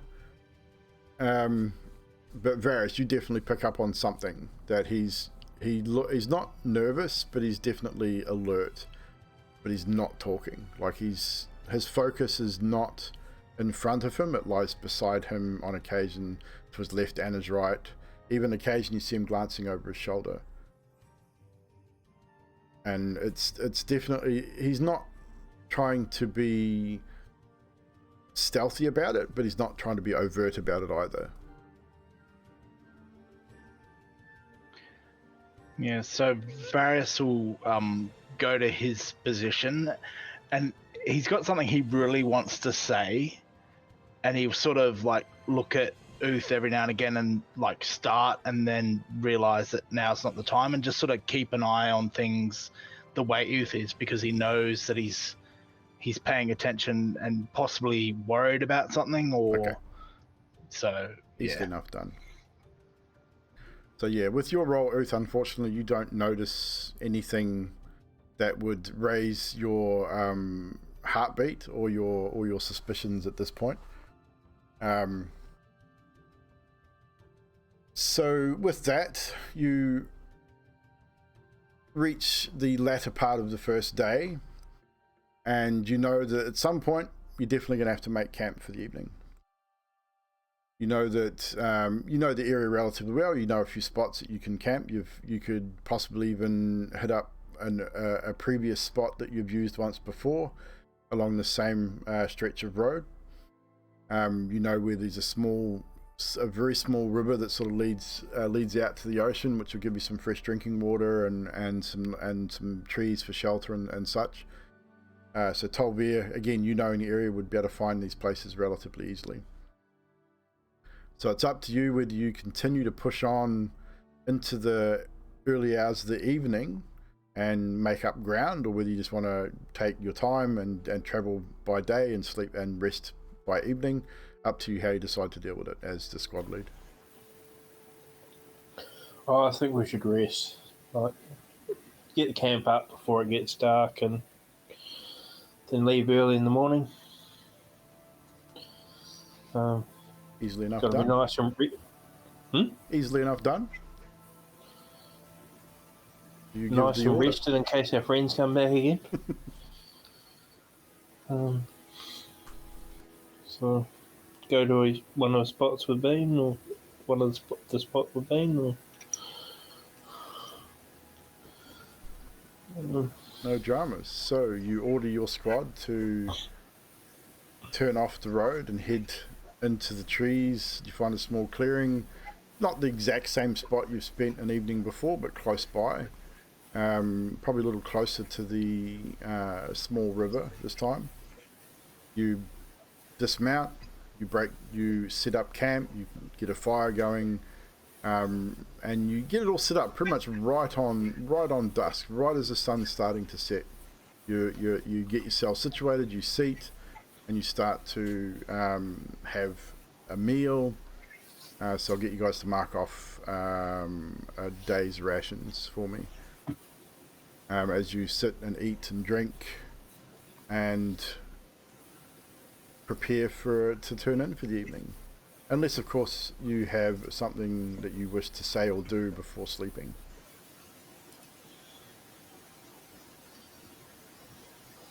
alright, we're gonna need to organise a watch. I'll go in the middle of the night. I was going to say, may I make a suggestion, Corporal? You may. I know LV generally can stay up for most of the watches, but I feel like he needs a bit more downtime than normal. Would you mind if I did a watch with Uth right before dawn? Okay then. Thank you very much. So Oath and Dilly right before dawn. Varys, you want to take first? Yeah, I'll take first watch, Corporal. I don't see too well in the dark. I'll take the middle of the night, and if we need 4, I guess, then LV can go after Varys. Varys. Orders received.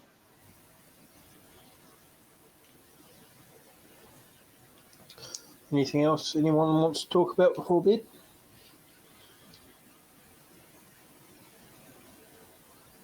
I had another question about harpies. Are they like beasts or are they humanoid? Did you find out, Dilly? They're winged humanoid creatures. Oh, okay. Are you okay, Various? Yeah, I'm okay. Yeah. Various, if you would prefer me or LV to do a final blow unless it's in self-defense, would you like us to do that if we get an opportunity? I mean, I'm in the military, and our orders are to kill the harpies. So, if I'm going to be an effective member of the militia, I need to follow orders. So I will do what I need to do. Various, the first kill is never easy. I mean, and I hear they're delicious, so maybe.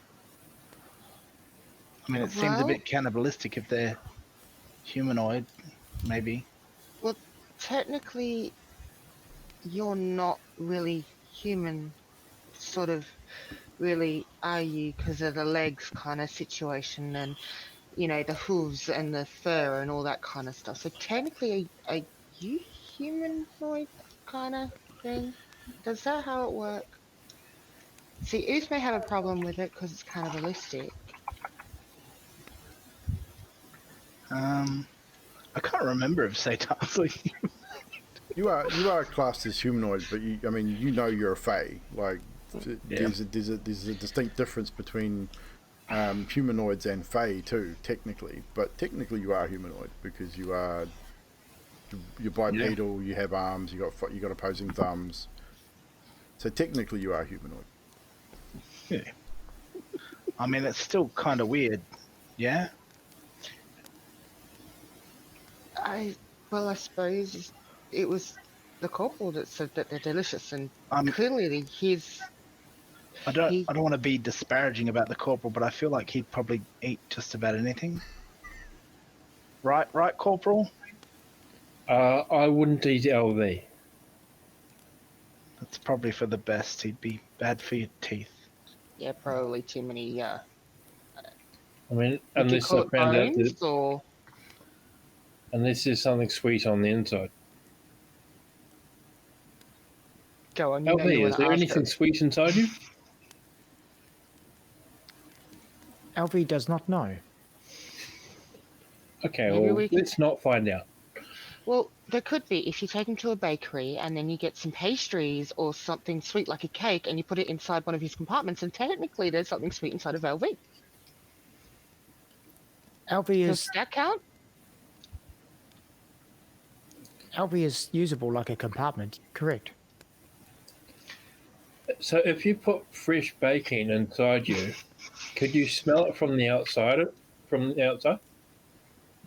LV does not have senses that smell. I was just thinking we could invent deodorant by putting fresh bacon inside you. Just as a clarification, fresh bacon, if it's not in a cured kind of environment and a dry and airtight environment, you are dry and airtight, aren't you, LV? LV You used to technically be. won't smell it anyway, and other than that, it would mold and be wet and be disgusting, and it would be the exact opposite of a deodorizing kind of smell. If you're going to do a deodorizing kind of smell, you kind of want to have flowers and all that kind of stuff. And Dilly's going to catch herself and walk away because she's realizing she's becoming too much like her mother and is going to go by the river and wash up on the river before she goes to bed.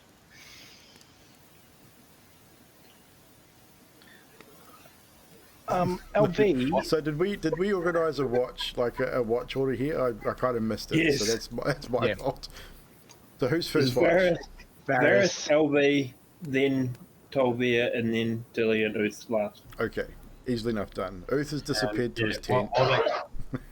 While that conversation was going on, he's just shaking his head, just gone to his tent.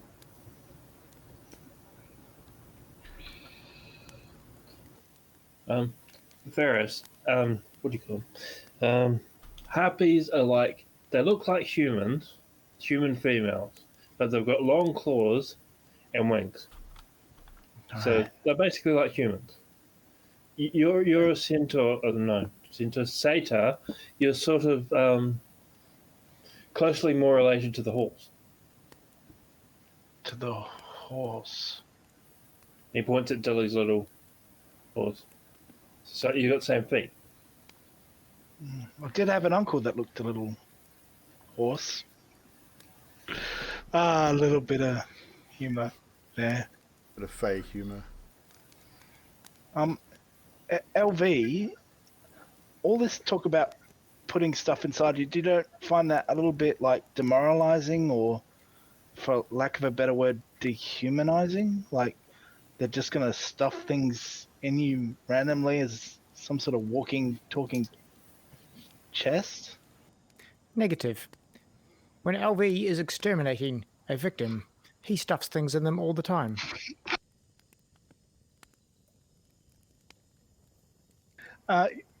Yeah, I guess that's right. I suppose it may be a little bit different because they were like hoping you'd carry around like baked goods rather than maybe sticking a blade into someone and making them bleed. But I can see the comparison maybe from a simplistic point of view. It's good to know. Simplistic. You think LV is simplistic? Maybe like your outlook, it's very rigid, I think. Black and LV. white. Internal search. Extermination protocol active. Education protocol inactive. Personality protocol inactive. LV can see why you think this.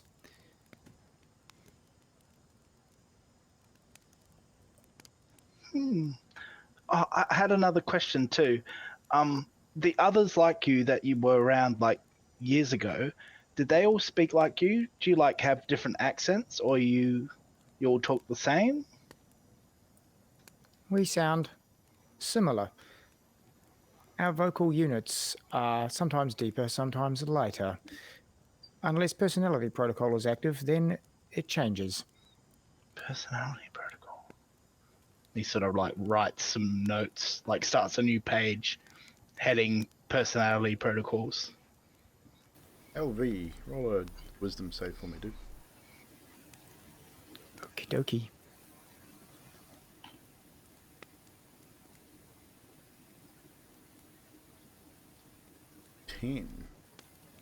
With a 10, as you were going through that internal search, your personality profiles and things like that, you almost glitch for a second. And what you guys see, just for a moment, his targeting eye flashes 2 or 3 times. Flashes red, red, red. And it flashes a weird sort of arcane purple colour for a split second before going back to its normal non-targeting colour. LB, what you experience is your personality profile cycles, tries to activates for maybe a second and then shuts down again without any kind of prompting. You're not sure where it came from. It's weird, and it almost triggers a quick diagnostic from you as well, just in that moment.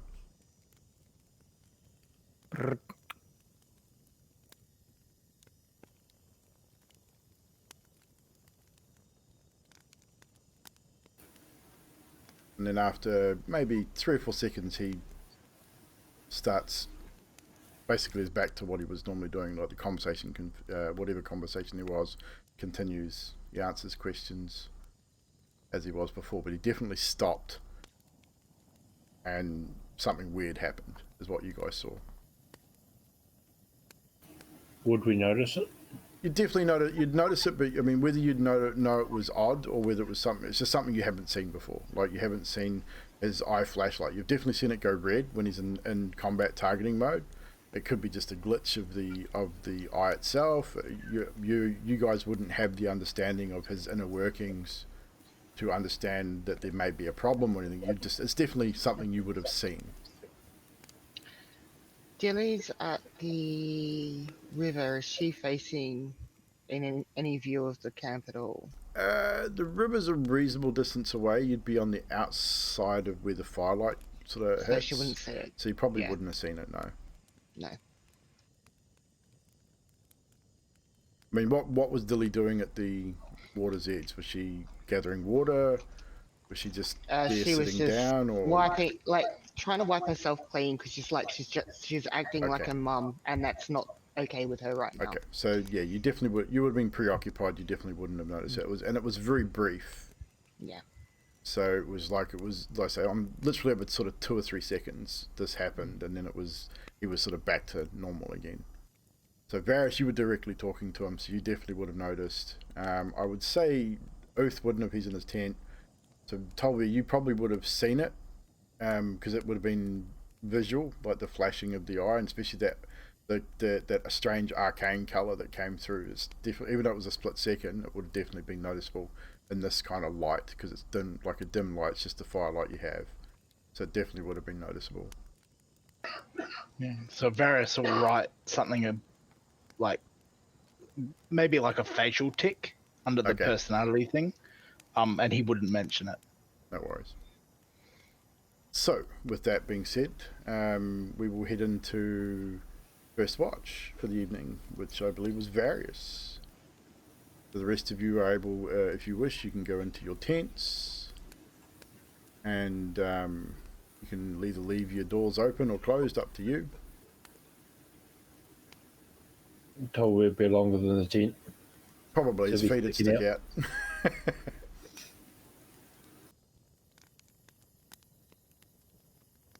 So Varys, you are left by the fireside. You've obviously collected enough wood to last the evening. You guys have done this a number of times. You keep the fire stoked and lit, which gives you a reasonable distance of light out and around the forest with how much the fire gives off. As the night draws in, however, even though you got the first part of the evening, the night starts to draw in and get darker, obviously. So as it gets darker, you find it hard to see. But for the first 3 hours or so, you've got a reasonable sort of line of sight and distance. Is there anything you wish to do while on watch specifically? Varys would sort of just sit there in his thoughts, and he grabs out of his pack, which he hasn't brought with him before, a very ornate long pipe that he's brought from his homeland, and he sort of like lights it up and just sits there, and he's like thinking heavily, and he's got his books sort of laid out, and then every now and again he'll go around the outside of the camp and he'll stop deliberately at Oos, worrying that whatever's troubling him is not physical and some sort of mental ailment or something, just to make sure he's all right, and try not to disturb him, because he's aware that perhaps he's becoming irritating to Uth. First thing you'd notice, obviously, is LV didn't go to his tent. We went to his tent and he came out again. I'm assuming that was on purpose, Actually, LV? No, that was Bears. I put LV in the tent when you said, and I thought, hang on a minute, he's a construct. He's not going to stay in his tent. He's just going to stand He's just outside going to stand there and shut down. That's what I thought. Yeah, so I kind of figured. So the first thing you know is obviously LV does what he usually does. When the last time we were on watch, he just literally stands there and his eyes go dim. They don't go completely black, but they dim out. Like the ocular senses, the lights, whatever's behind them dims, almost like he's in a sleep mode. Just remains completely still. Doesn't seem to notice when you walk past him at all. Probably a little intriguing to you and unsettling at the same time, I'd imagine, maybe. Yeah, and he'd leave LV alone for the same reason he's giving Oof some space, even though he understands that LV is different. He's aware that maybe he is irritating, and he does not want to be irritating. So during the rounds, I'll get you to roll the perception check that's in the chat there. That's a good one. Several things you notice with that roll. Every now and again, as you pass LV,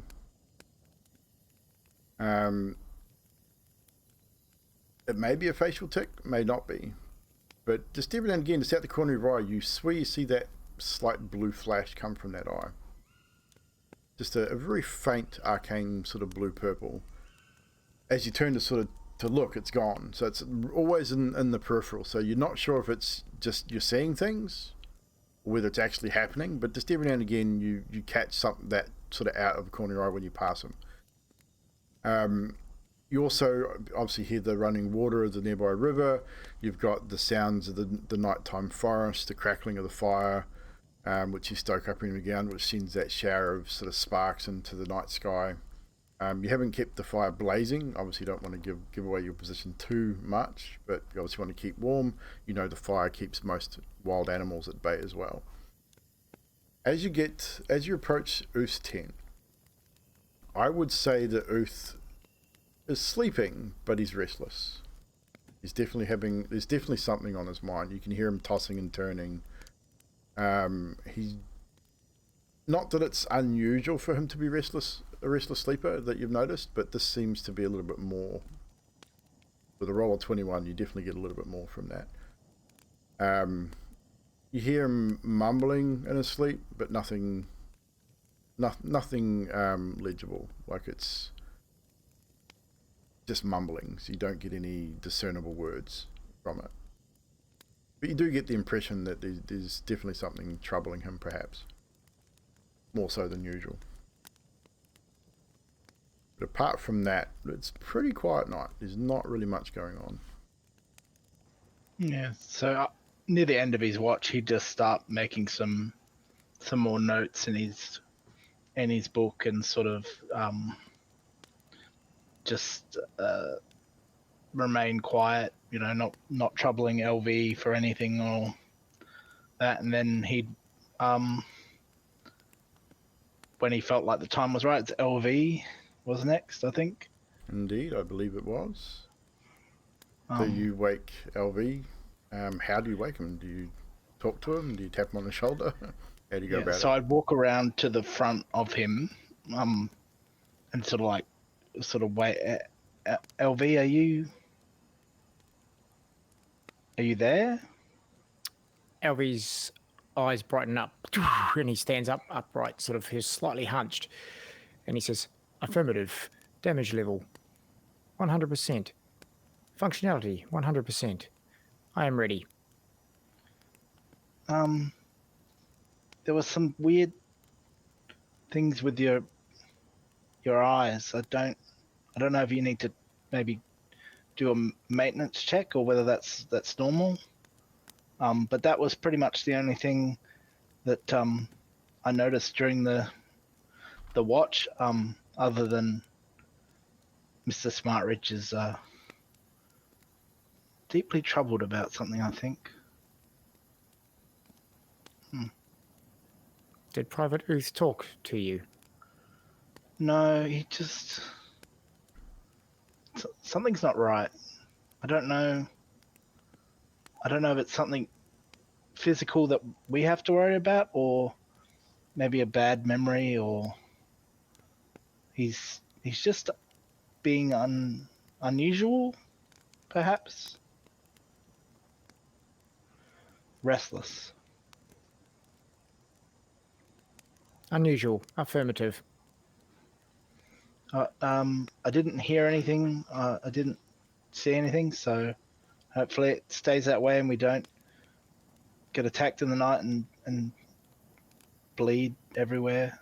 It's like last time. Well, not last time, but that time that I remember very clearly. Anyway, good night. And he'll walk off and go to his tent.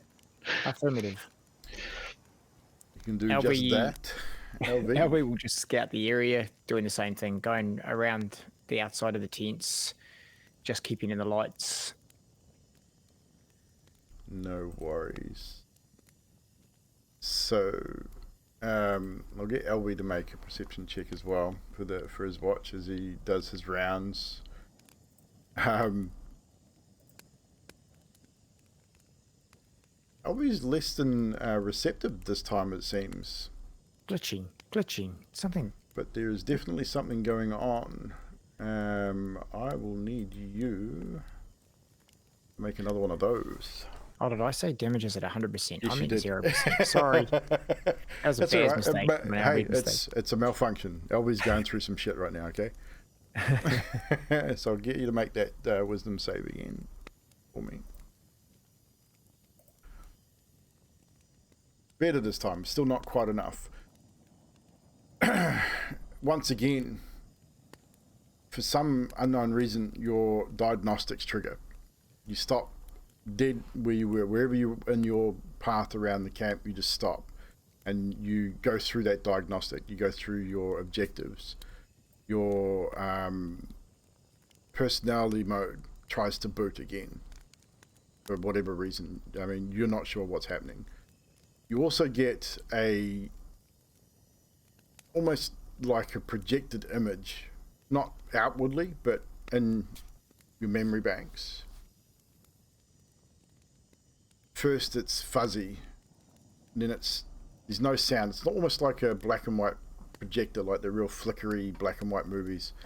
And it starts really blurred, and it sort of comes into focus and starts to flicker, and you get flashes of other Warforgers' faces at first, and then it turns into something sort of almost like it pans back a little bit, turns into flashes of a battle almost. You see the flash of blade, the firing of bow. You then see cloaked individuals in garb that you recognize from a long time ago. This is something that's been dredged up from the bowels of your memory banks. Those robes, they cultists, definitely cultists. You seem to remember bits and pieces. You can't clearly put it to a time and a place or a specific memory, but it's familiar. Then you see it sort of jumps forward, backwards, you're not entirely sure, but it jumps, and you see a motionless Warforged lying in the dirt, partially rusted, it seems. Jumps again, more robed individuals, many of them this time.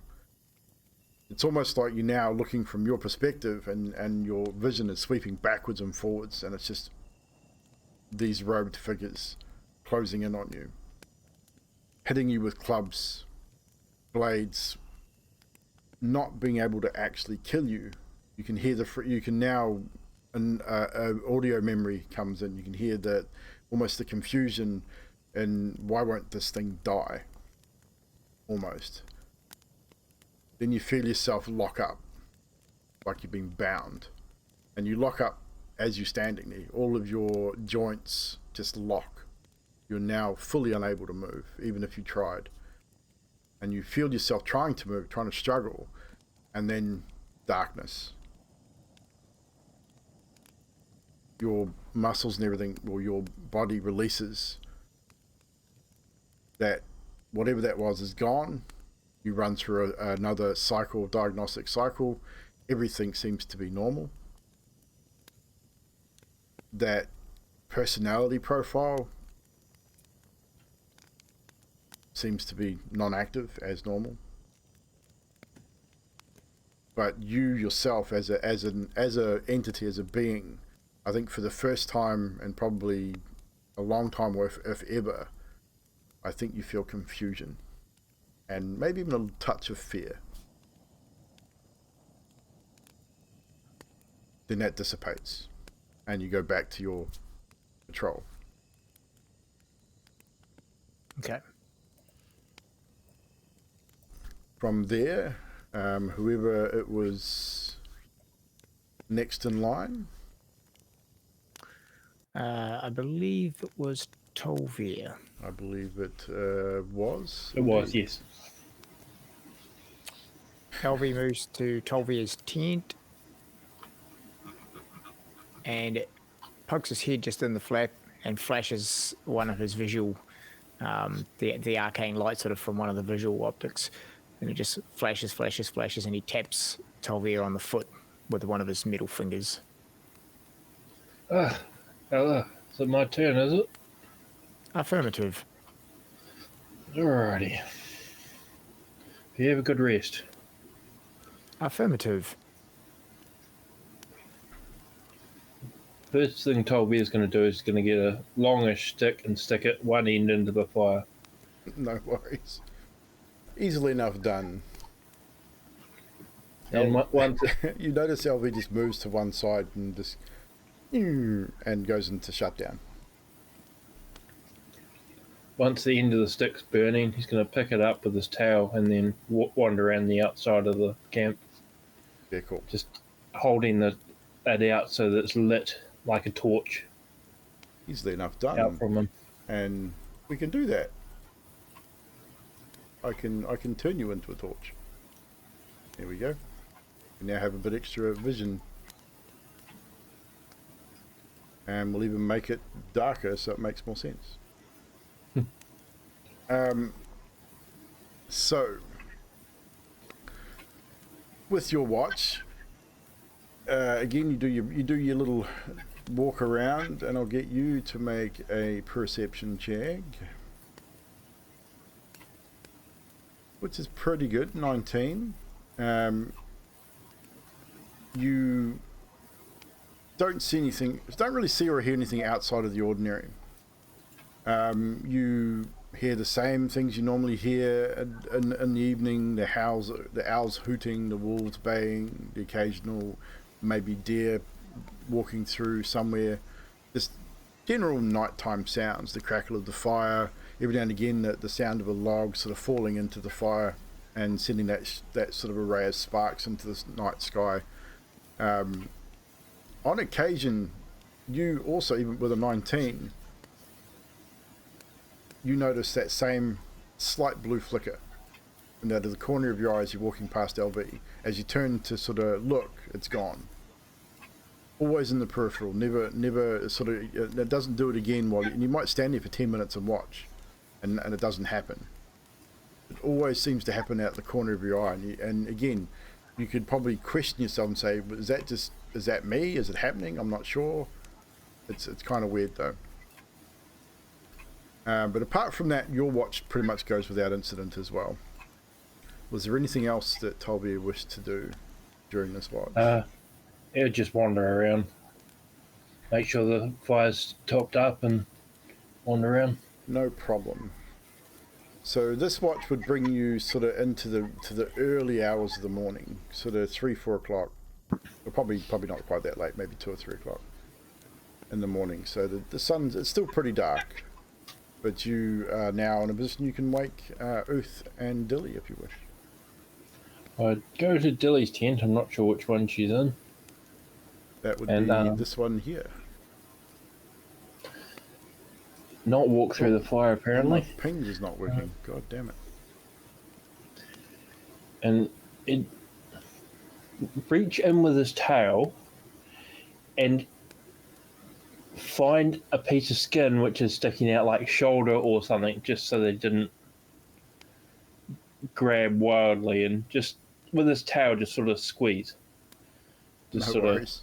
of squeeze and sort of shake, sort of, Like, wake hey, up. Jelly, time to wake up. And then he'd say, oh, whether or not, do you want me to wake up Oath, or would you like to? You go rest, Corporal. I'll go. Go get some rest. Okay. So with that, you know that Uth's tent's over by LV there. Yeah, and I will open the door, grab his foot, and just shake it gently instead of shocking him out. I would say with Uth's current state of mind and what he has on his mind, he would probably wake suddenly and with dagger or short sword or whatever weapon in hand, just out of sheer instinct. Mm-hmm. What current weapons, melee weapons, do you carry, Uth? That'd be the rapier. So he would probably would have had his rapier like in his hand and instinctively sits up, rapier forward, and then so as soon as he sees it's you, he would probably instantly relax. But it's a definite wake with a start. Time to get it up here. I watch. Yep. Not a problem.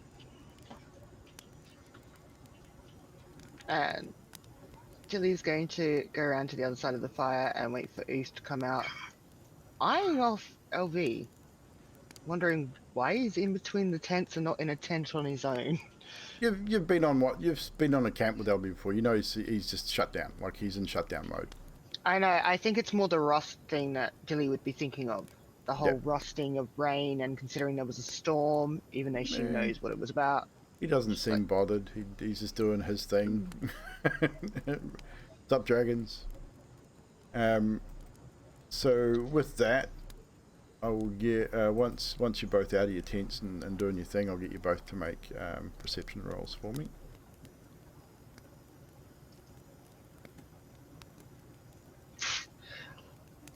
Yeah, kind of makes sense. So, Dilly, if you've been sort of watching LV and obviously probably watching Uth a little bit as well, and it's dark, there's not much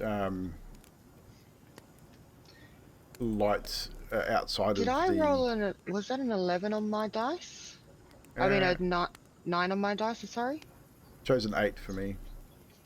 The group DC was 11, so the average is 11. No, it's just my dice. I'm just looking at it because my perception is a +2. Grim's saying 6. Oh, did I roll a 6? I think you rolled a 6, 9. yeah. Okay, thank you.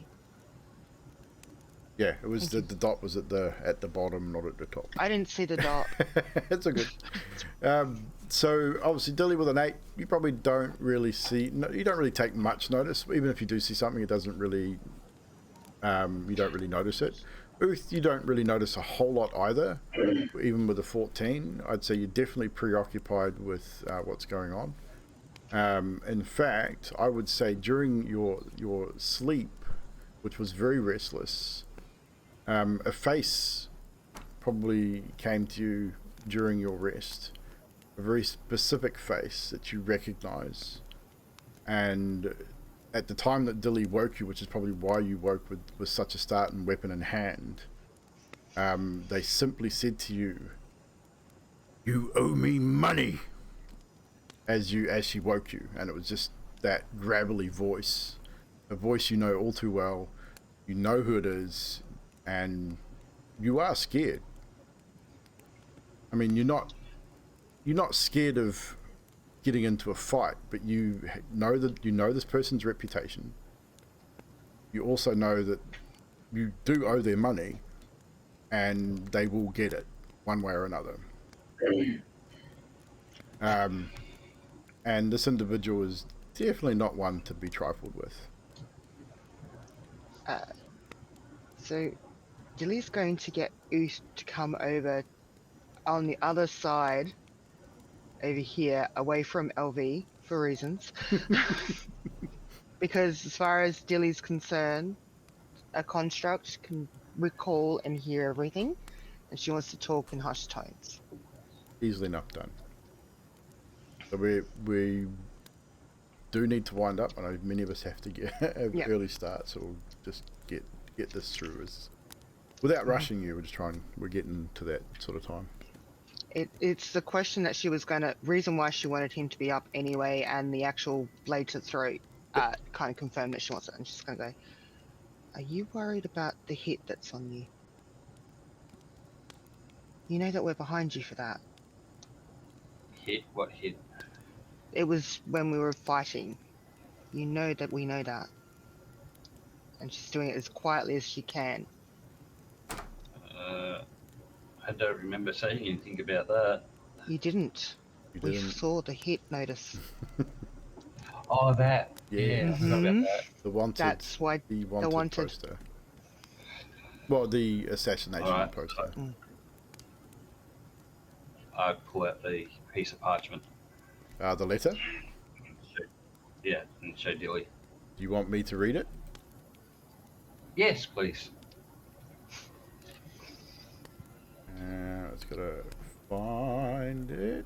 Here it is. So, as he pulls the letter out and hands it to you, Dilly, it simply says, and I'll read it in the voice of the person who wrote it as well. Mr. Smartridge, I have been informed by a mutual associate of your whereabouts. You have evaded my gaze for some time. I would like to extend you an opportunity to rectify your dilemma.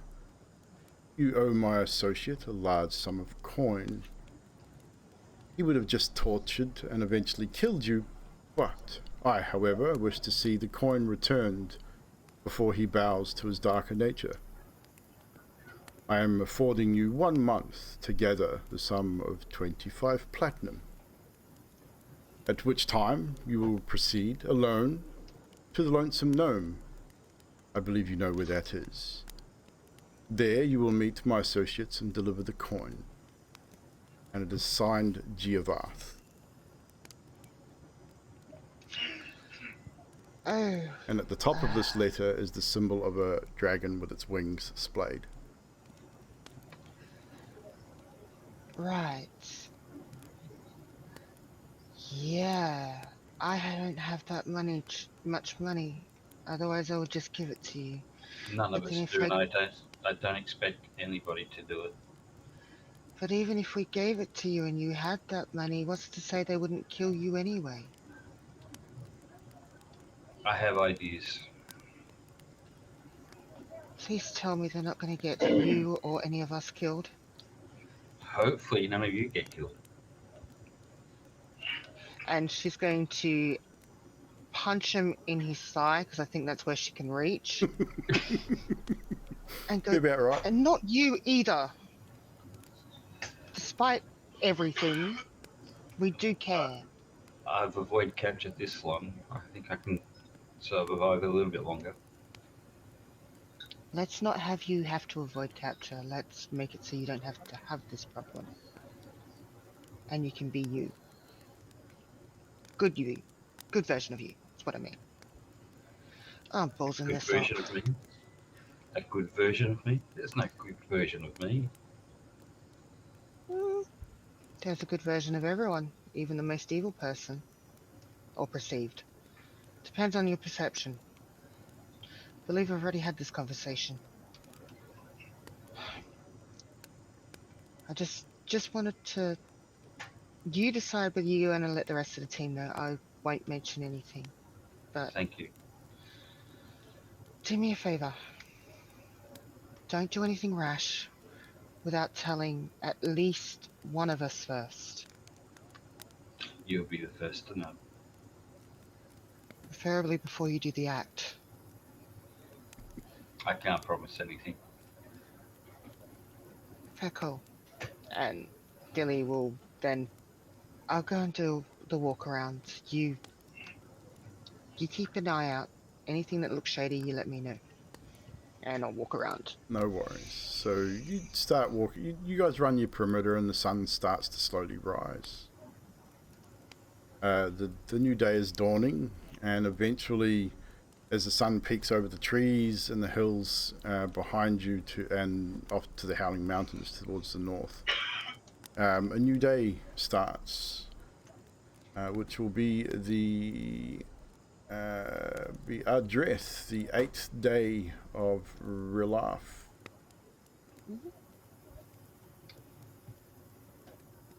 And that is pretty much where we'll call tonight's session. But before we do, Uth, as you go back to your tent, as the morning starts to rise, you obviously go back to sort of check on things, grab a few things before you have something to eat. something catches your eye next to your bedroll. You pull your bedroll to one side, and inside your tent, lying just under your, it looks like it's been poked just under your bedroll, is a green sash. Very distinctive green sash, in fact. One you are very familiar with, and that is where we'll call tonight's session. So, it appears that someone had a visitor during the night, maybe, perhaps, that no one saw. But, anywho, that is our, that is our session this evening, ladies and gentlemen. Thank you so much for hanging out with us. I really do appreciate it. Thank you, players, for making yourselves available once again to continue this story. I know many of us have to take off a little bit early because we've got things to do early tomorrow. So before we those couple, or Baz specifically, has to really take off, we will get some moments from tonight's episode, and we'll start with Baz because and Drax if he needs to take off as well. But any moments that stand out from either yourself or another player or both, up to you. Yeah, I've just got a couple here. I don't want to take too long. Tolvir talking about the Harpies being delicious too. I thought that was amusing. And in my imagination, it was just him picking like feathers from his teeth. That's the main thing. And various describing, I think he was talking to Uth and he was describing LV attacking the attack dummies. I thought that was pretty funny. Yes, that was pretty good. Talking about ankles if they had any. Yeah. It was good. It was great. That'll do for me. No worries. Drax. It's funny when Varys said that, on that same note, that Tolvir would pretty much eat anything, and I was just like, man, I gotta hold my fucking mouth shut here. You weren't the only one, bro. There was a few comments that I dare say could have been made there, and a lot of people held their tongues. Yeah, I could totally eat all of you, but anyway, I had a few. Varys with his interrealm postal service. Yeah. That cracked me up. There's LV with his fur and skin bag killing methods. That cracked me up. Jelly acting motherly. Jelly saying meat bags, and LV calculating Jelly doesn't have any. That was great. It made me laugh good. Yes, it did. And one last thing was Baz was eating something, and I was just watching his skin open its mouth and Dude, eat. I know. And I was pissing myself laughing. That bloody LV mask is great. The smile when you're eating is so good. That Exactly. is great. It is so good. That's all. That is amazing. Right, so we will then move on to Trash because we know how much he loves it.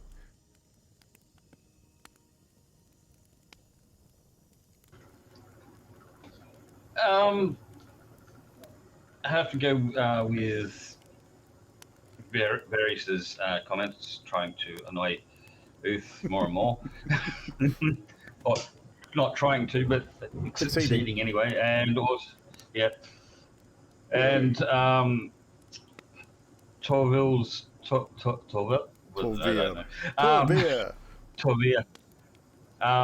Yeah, the eating other things.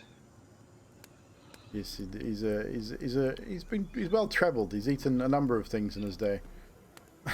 Yeah. Mina. Baz calculating everything for LV as to whether it's possible or not possible, or probable or not probable, and the protocol of his personality thing. Even though Dilly hasn't seen it, just that whole concept of it coming through. As usual, Varys' constant trying to work people out and writing in their notes. And I'm sitting there going, thank goodness I'm a gnome, because if he was doing that to me, she'd probably end up punching him in whatever would be deemed the nuts, or headbutting or whatever, just to, because she'd be frustrated. Yeah. Uth realizing, oh shit, yeah, you know. Well, About things we don't there being- remember from last. I mean, it's been what, 2 Yeah, I months, totally 2.5 forgot. months since we played this last. So Why you write notes, people? exactly, advocate I for hate note taking. writing notes. And also Tulver, the way that he used his tail, but looking out to kind of wake up Jilly just in case, in that kind of way, like wake up. I thought that was pretty good too. Awesome. Like use of the tail, I was almost ready to say, "Watch with the tail," and I'm like, "No, he's actually looking that way because I saw where his taken was." I'm like, "Yeah." So. Awesome. And lastly, Mr. Grimm. I'll just stick with one. The bit with LV, where we were talking about having things inside of him, and then LV's like, I stick things inside things all the time, and I had to mute myself quickly because I just lost it. I absolutely just, oh man. Yes. The Super innuendo good. is amazing from you guys. Yeah. That wasn't actually meant to be innuendo either. I was just imagining LV stabbing things and thought that's what he Yeah. would say. And as soon as I said it, I thought, shit. Welcome to my world. I That's mean, me, accidental 24/7. innuendo is the best kind, isn't Yeah. it? I mean, kind of how it happens. And for me, pretty much all those moments and more. Like the RP is always top notch. I mean, I always enjoy the RP from the crew. LV always cracks me up. Various with his inane questions and constant writing in his book is always amusing. Tolvier just being Tolvier, and Dilly just being Dilly, really. And Uth, again, I think Trash, again, you're doing well with a character. Again, as much as you don't speak a lot of the time, when you do RP, it's usually pretty good. So the character's coming along, and he's really going to be pushed into a situation where he has no choice but to deal with it very soon, I think. But we'll see what happens. It should be interesting. Obviously, great to get back into the story. Cheers, Baz. I'll probably see you tomorrow anyway, briefly, at some point. Sweet, I'll catch you around later. Cheers. So again, thank you everyone in the chat for coming to hang out with us. You have nothing to say, you had no idea what happened, then what are you doing, Cranky? If you have are you drinking again? Is that what the problem is? You got too drunk and you couldn't understand anything. But it's good to have you guys here anyway. You're drunk, it makes sense. It makes perfect sense. Good to see all the familiar faces in the chat and some not so familiar faces. Dragons, welcome. Good to see you, buddy. Obviously, we've got Sticks and Stones in there. We've got a few others as well. A few new followers. We had, a couple of new followers. XR3B followed, and whatever the hell that name is. Urzeb Bet. Lots of letters. Holy crap, people. Get decent names. Makes it easier for me. And Nutty with a resub as well. But cheers, guys, for hanging out with us. As I said, there will be no streams next week until further notice. I'm away at least until Friday. At this stage, Nutty will announce in the Gilded if I'm going to be any longer than that. So keep an eye on that space. But at this stage, no stream until at the very least Friday. So no Wednesday D&D. So no Lost Minds this week. No map making. And if I'm back on Friday, then I might do a bonus stream Friday night. Or even Saturday before we come back to this campaign on next Sunday. But again, just keep an eye on the Gilded. I will definitely let people know what's happening there. As I said, I'm away with my dad. He's got surgery on Wednesday, I want to say. So we've got to be he's got to be at hospital on the Tuesday. So I'm doing that for him. Doing the driving because he's not allowed. And his wife just had shoulder surgery, so she can't. So it's all go. So I'm a designated driver and cool head in the whole situation because his wife's freaking out, and I just take things in my stride. So we will deal with that when we deal with it, and I'll let you guys know what's happening closer to the time for next week. But we should be all good. Tell down Thingham, I know it's useless, but all I can do. Hey, every little positive thought and comment helps. It's something he's been through before, so it's not something that he's too worried about. I mean, there are always complications when it comes to surgery, obviously, but we'll take it in our stride, and whatever happens, we'll deal with it when it happens. So, but we are going to raid, so we definitely got to do that part. Who we're going to raid is the issue. Alright, I'm going to jump out. No See you later. worries. Catch up, Drax. Have a good one, bud. I'm going to do the same thing. No I need problem. food. Go do that as well. Catch us later. Catch you, bud. God, who is on tonight? We've got who's doing Cuddly Raptor. Obviously, Josie and all the crew are doing their D&D thing. Okay, we're gonna raid them. We're gonna raid Josie. I don't think we've raided Josie for a little while. So, ladies and Germanies, we're gonna raid Josie Poser. They're doing their homebrew D&D stuff over there. Make sure you say g'day. If you haven't followed, hit them up with a follow. Use the raid emote if you've got it, or whatever emote you want to use. But as I said, if you've got the raid emote for the channel, definitely use it for the subs there. It's a cool one. So use it. And we'll see you guys in a week, potentially. But until then, take care, stay safe, and we'll see you next time.